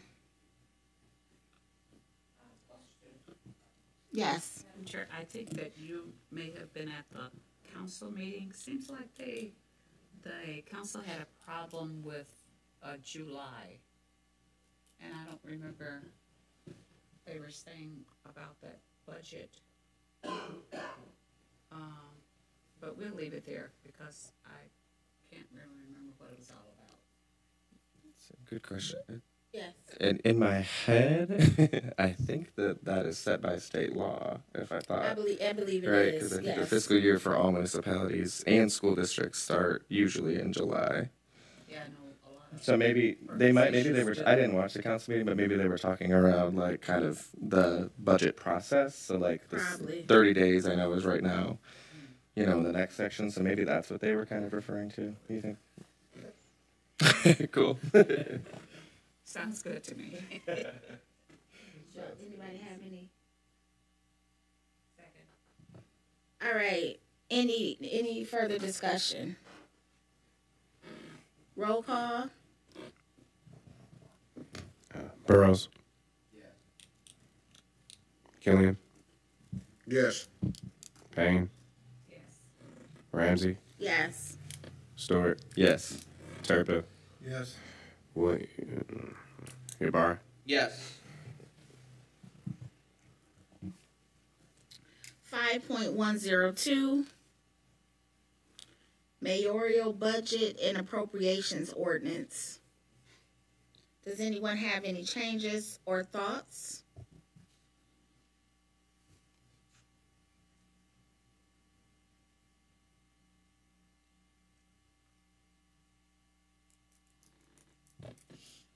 I motion to approve 5.102 as is. It's been moved by Stewart and supported by Killian to approve 5.102 as is. Any discussion? I think I just have a quick question. Do we feel like 60 days is enough? It's a good question. Definitely better than feel some like- 30. I know, but I don't feel like I don't feel like it is, and I feel like I wish Mike was still here. I know. I feel like it like they have to have meetings every week, and it's like so they're meeting twice a week, council meeting and then budget hearings. I know if we're moving council meetings to twice a month, but I think it puts undue stress on the council and the mayor and in the departments. So I would like to say 90 days. Okay with that. So, yes. You are correct. As a matter of fact, the council president just discussed that. Saying how pressing it was for him. So would we be good with at least 90 days before the end of each fiscal year, the mayor shall prepare and submit to the council a proposed annual budget and a proposed annual appropriations ordinance for the next fiscal year? Well, there was a motion on the floor already. We're just having a discussion. I just want to know how people feel about that. Out of the formal motion. Not with the formal motion. Yeah, we were having discussion, so I just brought that up as a part of the discussion. Madam Chair. Yes. Okay, with you moving it, which I think, once it's presented, but now you put it on the onus of, you start in January. So you shorten that period of time to even get a budget together. Because they should be working on it then, but now you're setting precedent that they must start almost in the middle, 2 or 3 months into that fiscal year. So is that enough time really to get everything going to set a budget? Because that's where the 30 or 60 day comes in. Now we have to start really working on it, getting it done. Right. So Fair. that's where I would look at. I do see your point. Oh, wait, Because can you they say have that their again? rules. Because I'm not understanding what you're saying. Okay. Say the council came in, or mayor and everything came in January. Mm-hmm. All right, with you putting it at Okay. 90 days, Mm-hmm. Yeah. you go back from June, July, those 90 days, that only puts them 2 months to 2.5 months into that fiscal year. So will they be able to have enough time to meet that deadline of now I got to start on the budget and now we got to get it done? Now, you do have more time before the end, but to really mandate that, do you have time and everything straight from city administration and the different departments? Yeah, that's fair. I mean, I think simply if you look at it simply from the standpoint of a new elected mayor, right, like that is where the challenge comes in, right, with a 90-day allocation. Because you would want to give them enough time, still, basically 2 months is how much they're going to be able to put a budget together. They have a department, they have people. True. Right, I mean, it's not, let's be honest, like, Yeah, but the mayor and the council aren't creating it, departments are bringing it to them. I'm just saying, like, it every year it seems like it's crunch. Every year, and I sometimes I get nervous. Like, are we going to make it? Because it's like a crunch every single year. It doesn't have to be 90 days, but I'm just saying. 45. Could be 45. 45. No matter how many days you have, it's going to be a crunch. I'm sorry. It's always going to be a crunch. Okay, It's Payne in and then nature. Human nature. Payne and then Stewart. I guess my thought on that is, and I understand, and that's a good catch, so thank you for bringing that up. Commissioner Payne. But with that 90 days, just give them a period to align, just kind of prepare and prep, and then they have that much time to kind of get everybody in order, and then kind of do an estimated budget or just review it. So I was thinking about that, but it says shall prepare and submit to the council a proposed. So they have to submit. It's not starting to work on. It is submitting it. Yeah. So if we said 90 days in there, that 90 days is supposed to 60 days. Okay. So, this is where like certain sections also tie into each other. So, all we're saying is that the mayor needs to submit the budget to the council. That doesn't start at that point when in budget process, the mayor is the first to submit to the council. Then that's when the council takes that mayor's budget, has all those meetings that the departments come through. I agree with you, because here's the other piece that we maybe haven't paid attention to yet, is that in this charter currently it says that a budget must be adopted at least 30 days before each new fiscal year. So really, in exactly like what Tamika is saying, we have now said, okay, now once the mayor presents the budget 60 days ahead of time, if that was left, we would then have 30 days to then go through all the budget hearings and pass it so that it's 30 days prior to the new fiscal year. If we change it to 90 days where the mayor has to present it, they then have 2 months to figure out before and pass it so that it then meets this obligation, which I think is a good obligation, financially sound obligation of 30 days before the end of the fiscal year. But that's, I think, why I agree. I think that may be actually even more beneficial now, because I was going off the bat, like, hey, okay, if they have to pass it by July 1st, no problem. They got 2 months with that 60 days. But with this current ordinance in this charter, that would then only give them 30 days, and then it would still be rushed.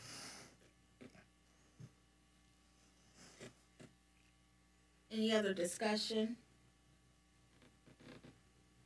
So my amendment was to make it 90 days, to have it submitted to the council. We thought about 45, but seeing some other things, we want to keep it at 90. How do people feel about 90?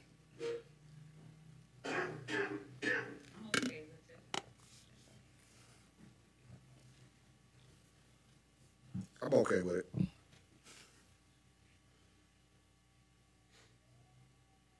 All right. Yeah, so, I go would ahead. withdraw the support for the 60. I withdraw my motion as well. All right. Would anyone like to make a motion for 5.102 to read, at least 90 days before the end of each fiscal year, the mayor shall prepare and submit to the council a proposed annual budget and proposed annual appropriation ordinance for the next fiscal year.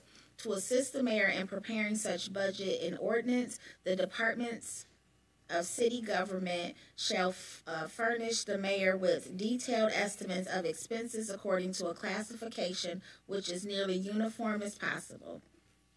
Proceedings on the proposed budget and the appropriations ordinance and the adoption therefore shall be provided by law. I'll make the motion. Support.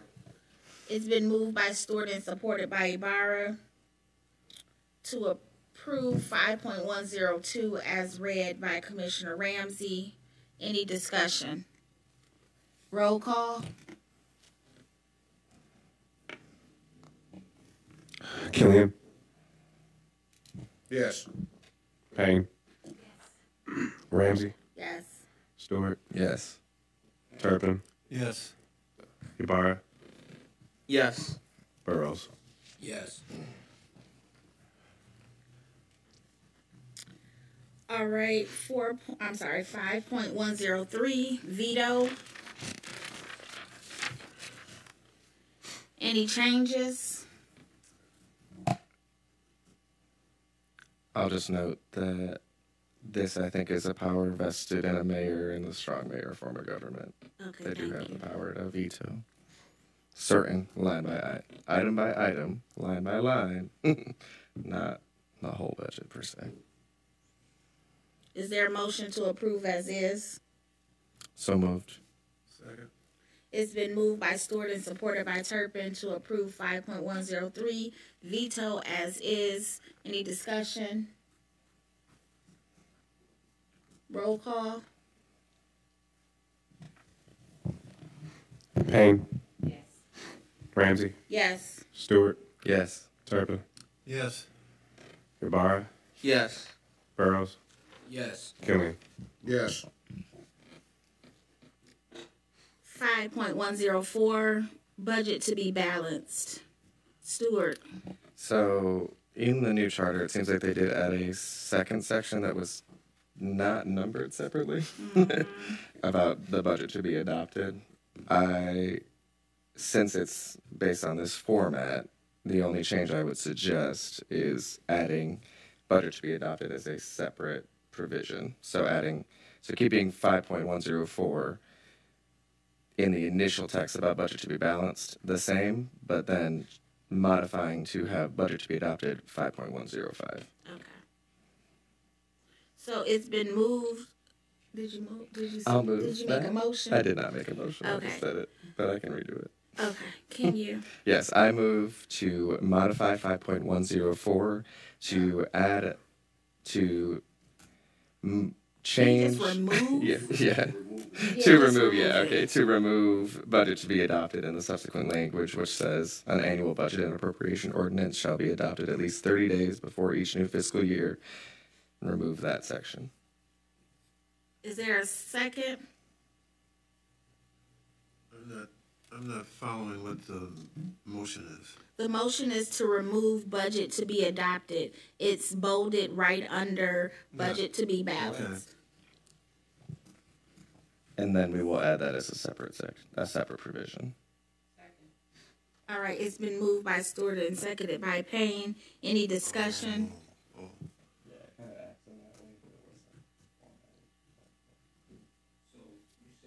Turn your mic on, please. So you're saying budget to be adopted, to have its own title, so it'd be 5.105? Yes. Any further discussion? Roll call? Ramsey, Yes. Stewart, Yes. Turpin, Yes. Ibarra, Yes. Burrows, Yes. Killian, Yes. Payne. Yes. All right, budget to be adopted. So I move to add a section 5.105 titled Budget to be Adopted, and that language as written should be an annual budget and appropriation ordinance shall be adopted at least 30 days before each new fiscal year. It's been moved by Stewart.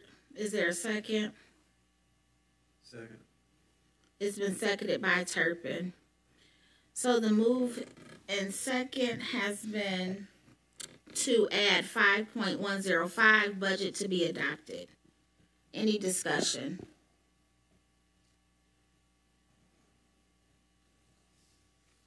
Roll call? Stewart, Yes. Turpin, Yes. Ibarra, Yes. Burrows, Yes. Killian, Yes. Payne, Yes. Ramsey. Yes. the new 5.106. Stewart? Just making a lot of format changes here. In this one, I would move to modify the language to say 5.106 interim authority, striking out the first sentence and starting at, if city officers fail to satisfy the requirement outlined in 5.105, the council, on request in writing of the mayor, may make an appropriation for a department's current expenses to an amount sufficient to cover the minimum necessary expenses of the affected department until the appropriation ordinance is in force, or may borrow such money as may be necessary therefore. Thank you. Is there a second? So I think he's taking out the first sentence for redundancy purposes. It's been seconded by Payne. Any discussion? Roll call?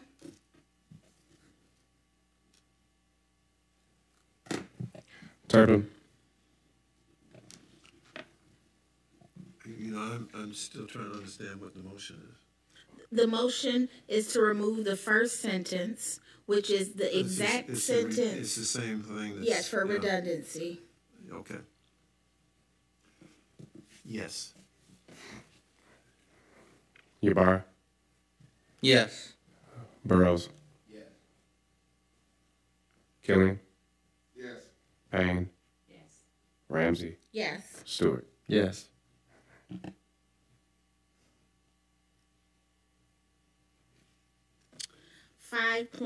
.107. transfers and supplemental appropriations. Is there any discussion for changes?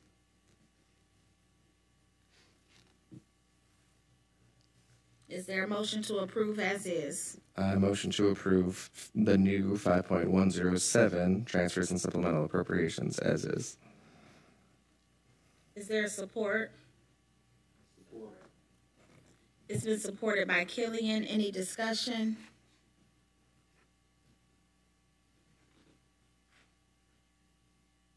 Roll call.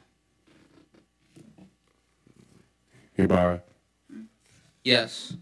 Burrows,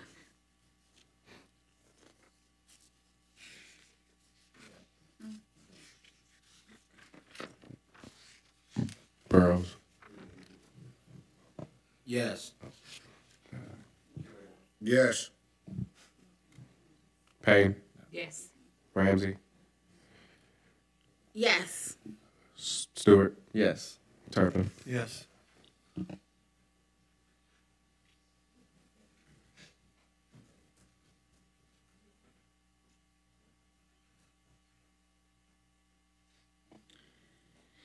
All right, Chapter 2, Taxation and Special Assessments, 5.201, Property Tax Levy.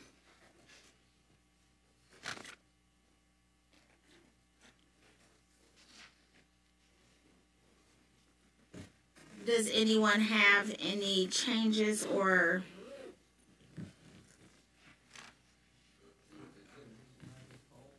that's why I like highlighted, I don't know. Yeah, I don't remember either. Yeah. The only conversation I have about that is the fact that the county had taken over a lot of those responsibilities from the city. All right, so we are going to need to listen very well for a minute. Can we table this? Because I think I had some notes on this as far as when I went over it. And I believe, as Commissioner Turpin was saying, it was something to do with the emergency managers switching over power to collect our taxes. So I wouldn't feel comfortable unless I went back, and I apologize, but I don't have that information right now. But if you want to proceed forward, that's fine. But let me just read the old one and the new one, and let's see what difference. Because I don't know. Let me read the old one. The city shall determine such portion of revenues, and this is the original charter I'm reading. The city shall determine such portions of revenue as may be necessary from property taxes to meet. Okay, wait, y'all, you reading the new one? I'm going with the new one. Okay, so tell me if it changes. A, the appropriations made. B, all sums required by law to be raised on account of city debt. And C, such additional sums not exceeding 5% of total appropriations in the budget as may be necessary to meet commissions, fees, and abatements in the estimates of taxes, and shall, by ordinance, levy the property taxes so determined. Same thing.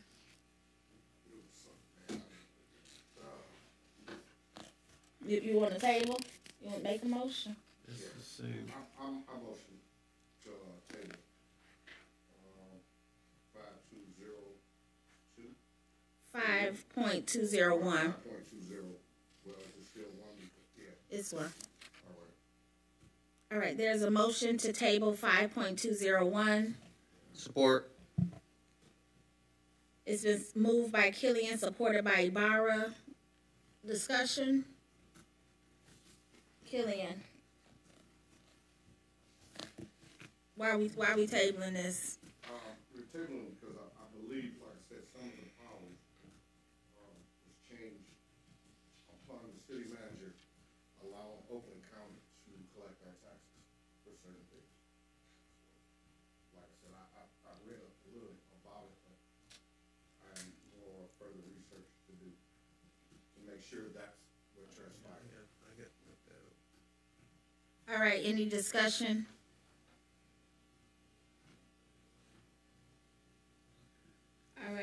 Roll call to table 5.201.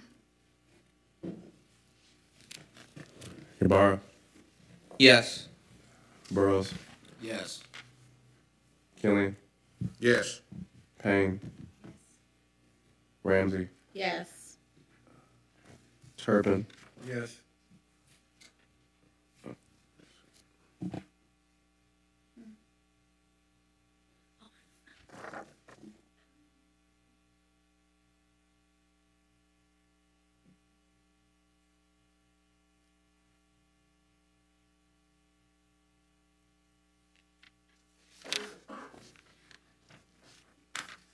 Okay, just as a matter of record, the commissioners, oh, I gotta give one to the clerk, was given the transition plan that talks about some of the requirements and recommendations for a transition.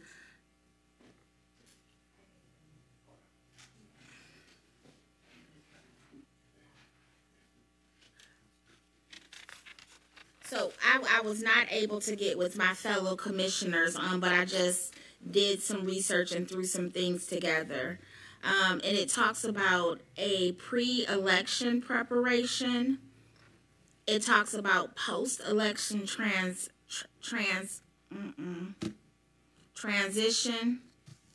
And then it talks about preserving institutional memory. It hits on transparency and accountability. I believe it gives residents some voice in this and allows them to understand what should be happening in case it doesn't happen. It talks about building capacity for future challenges because the charter is not just about addressing gaps. It's also looking at when things have happened or the possibility of things happening in the future. I just wanted to submit this to the commission so that we can have this discussion at our next meeting on the 16th. I would like to include this into the charter. There will be some timelines, and I know that we've talked about what this would look like in when it comes to the timeline of people being sworn in. But I just wanted to make this a part of the record so that we can discuss it for next week. Is there any discussion on the transition plan? And I know y'all haven't had the opportunity to read it, but Ibarra? And I get to your point, Chair Ramsey, come next week in our next meeting, this transition plan could include some wording based on how the public integrity officer can get involved, as I have just a couple examples. I guess just to bring up the public integrity officer, how they could be effective during the transition process, being that neutral, nonpartisan person, connecting the old regime with the new regime, keeping operations stable during the transition, upholding ethical and legal standards for all officials. The public integrity officer could prepare briefings for the new administration on existing operations or projects. The public integrity officer could also check transition decisions to avoid misconduct. So any transition or any decisions that the old regime could do, the public integrity officer could be there to mediate those decisions. And of course, I believe within that transition, it should be good for the public integrity officer to maybe provide a briefing about the changes during that regime, what they're seeing from their perspective, and just providing that overall update as that transition goes. So would just like to say that our subcommittee Chair Ramsey, myself, and Commissioner Payne will gather more information come next week to provide you those details. Thank you. Any other discussion? All right, thank you. All right, back to 5.202, other revenue.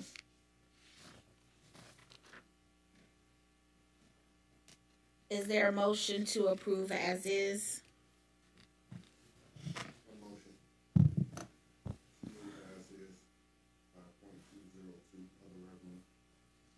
Support.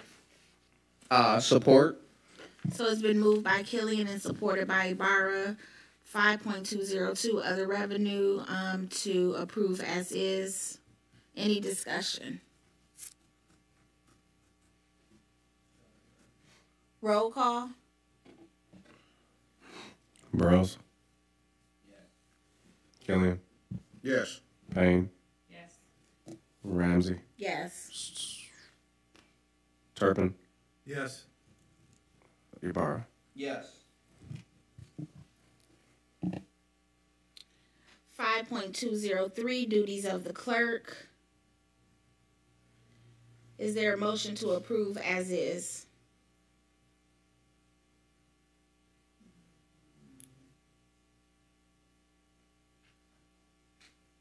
So move. Is there a support?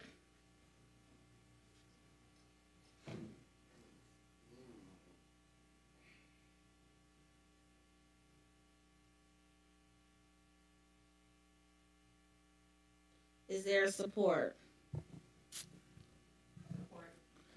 All right, it's been moved by Turpin and supported by Payne. Discussion? Ibarra?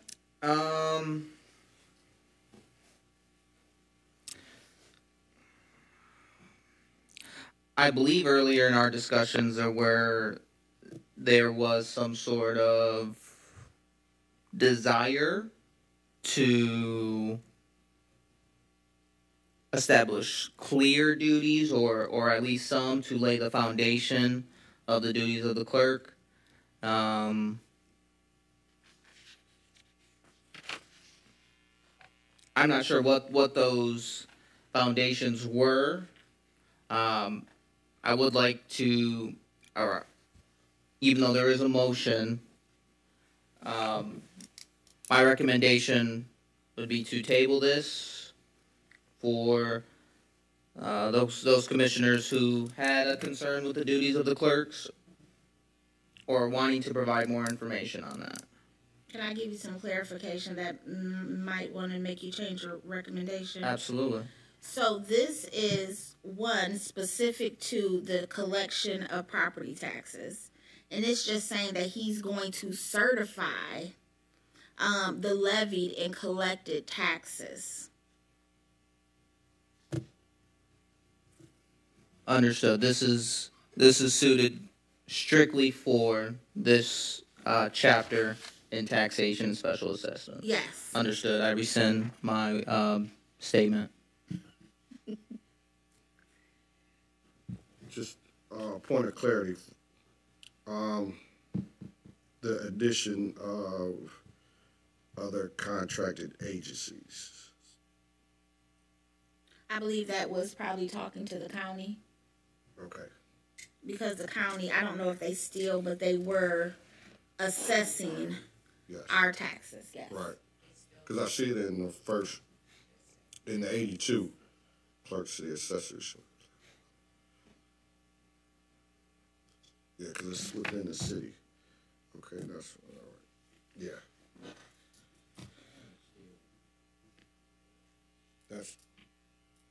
Do we have to clarify, or we're just contracted agencies could be whoever they did? Okay. Yeah. I think that was the way to, it's the contract. It's a Yeah, contract. include them on that. I get it. All right, any other discussion? All right, roll call. to approve 5.203 as is. Killian, Yes. Payne, Yes. Ramsey, Yes. Turpin, Yes. Ibarra, Yes. Burrows. Yes.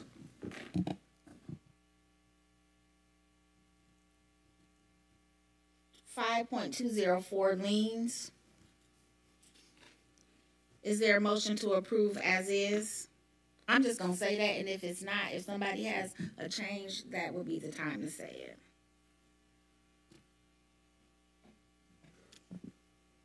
5.204 lien. All taxes, charges, and penalties other than special assessments ordered to be spread on any tax roll shall become a lien upon the property assessed on and after the first day provided for the collection of such roll, as provided by ordinance and in concurrence with law.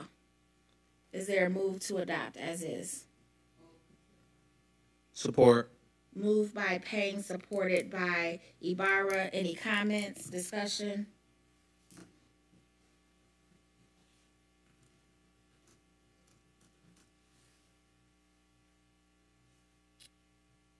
Roll call.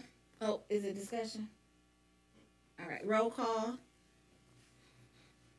Killian, Yes. Payne, Yes. Ramsey, Yes. Turpin, Yes. Ibarra, Yes. Burrows. 5.205. I am looking up the new one. I lean towards tabling it just because it's highlighted. I'm going to read the old one. I'm finding it. 5.204. All right, you ready? Tax limits. The total amount of taxes which may be levied against city property for levied against property for city proposed in any 1 year shall not exceed $10 on each 1,000 of the assessed valuation. An additional tax of $1.50 on each $1,000 assessed valuation may be levied for capital improvements or to pay principal and interest on bonds therefore. And a further additional tax of $2 on each 1,000 of assessed valuation may be levied to utilize for salaries, benefits, or other expenses of firemen assigned to duty as required by Section 4.504 of this charter.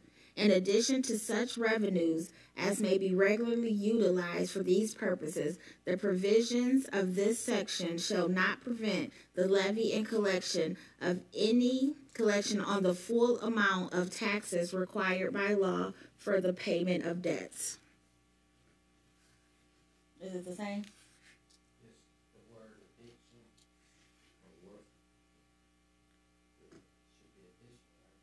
Addition where at?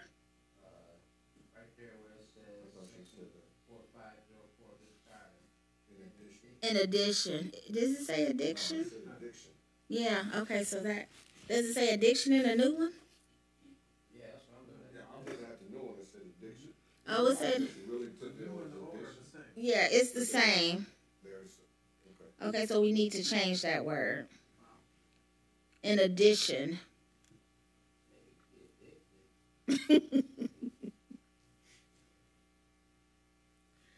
All right, so is there a move to change 5.205?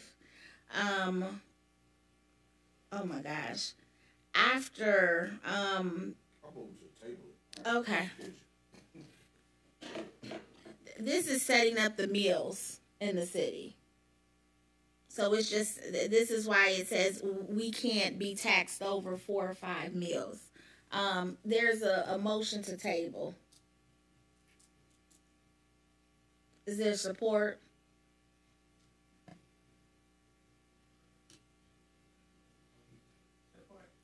Okay, it's been moved by Killian, supported by Payne. Why are you tabling it, Killian? I just need a better understanding of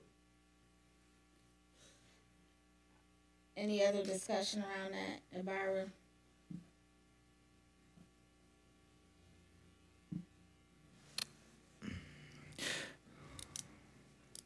Who would be a good resource for more information on this? Probably the finance director or I don't know if we have the treasury department. Treasury department. Okay, so you gonna go find them people and bring them to the next meeting? See if they can come.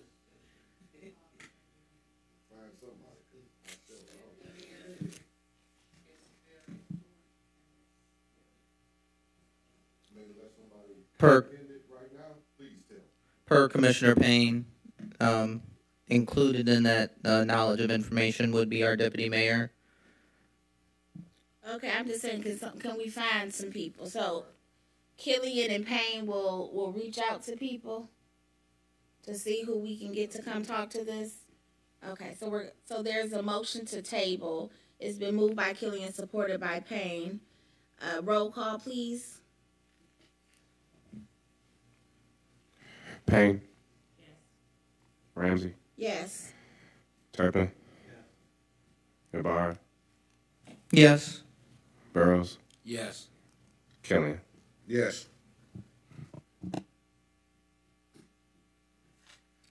5.206 special assessment financing. Is there a motion to approve as is?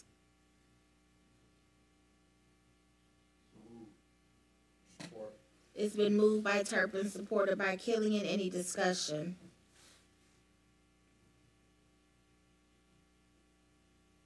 Roll call. Ramsey. Yes. Turpin. Yes. Ibarra. Yes. Burrows. Yes. Killian. Yes. Payne. I think our last one for the night, 5.207, limits on incurring obligations. Is there a move to accept as is?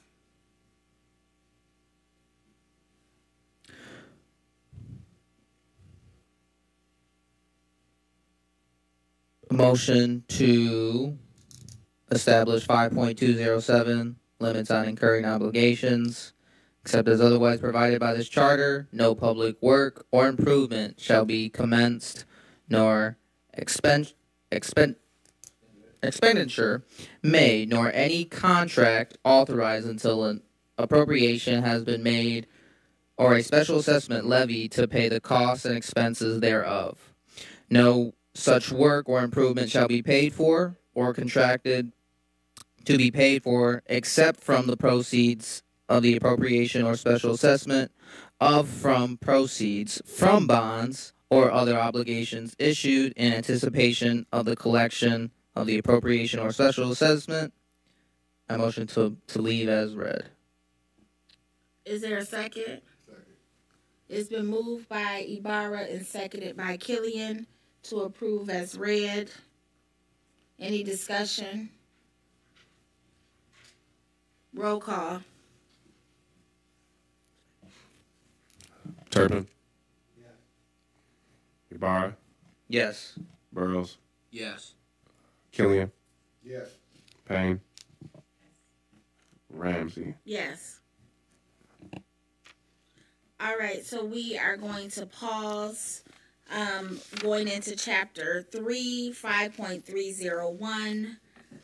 We have tabled 4.307, 4.308, 4.504, 5.201, and 5.205. Our next meeting is next Thursday at 6 p.m., followed by the next meeting on the 18th at 9 a.m. Closing comments, Payne? And I thank our guests in the audience for being here with us. Thank you. Thank you, Turpin. Good night. Thank you. Ibarra. Pleasure being here with my fellow commissioners for another meeting. Looking forward to our next meetings. We're getting down to the nitty gritty, ladies and gents. Exciting times. Thank you. Killian. First and foremost, praise to Allah, honor to everyone here and those that are listening. Honors to the great Miss Evelyn LaDuff and my family. I would like to thank everyone, especially the Pro Tem McGinnis, for his insight in being here to enlighten us on a few things that we had questions about, far as from the council's standpoint. And we'd just like to say thanks for everyone and their hard work. Peace. Thank you. Burrows. I just want to thank everyone for showing up tonight, and also like to reiterate Commissioner Killian about President McGinnis being here. It was good to be able to hear some outside perspectives, and just us being here all the time. So I was grateful for him being here to add some perspective to what we're doing tonight. And thank you. Thank you. I would just like to say thank you all. As Commissioner Ibarra said, we are getting down to the nitty gritty.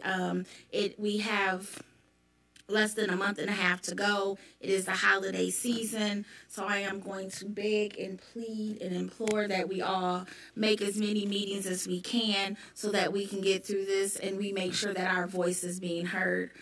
I would like to also say that my amazing assistant stopped by Sugar Me Desserts, and I brought cupcakes for the commissioners because I appreciate the hard work. I appreciate the hard work. Thank you all, and the meeting is over at 8:32. Thank you.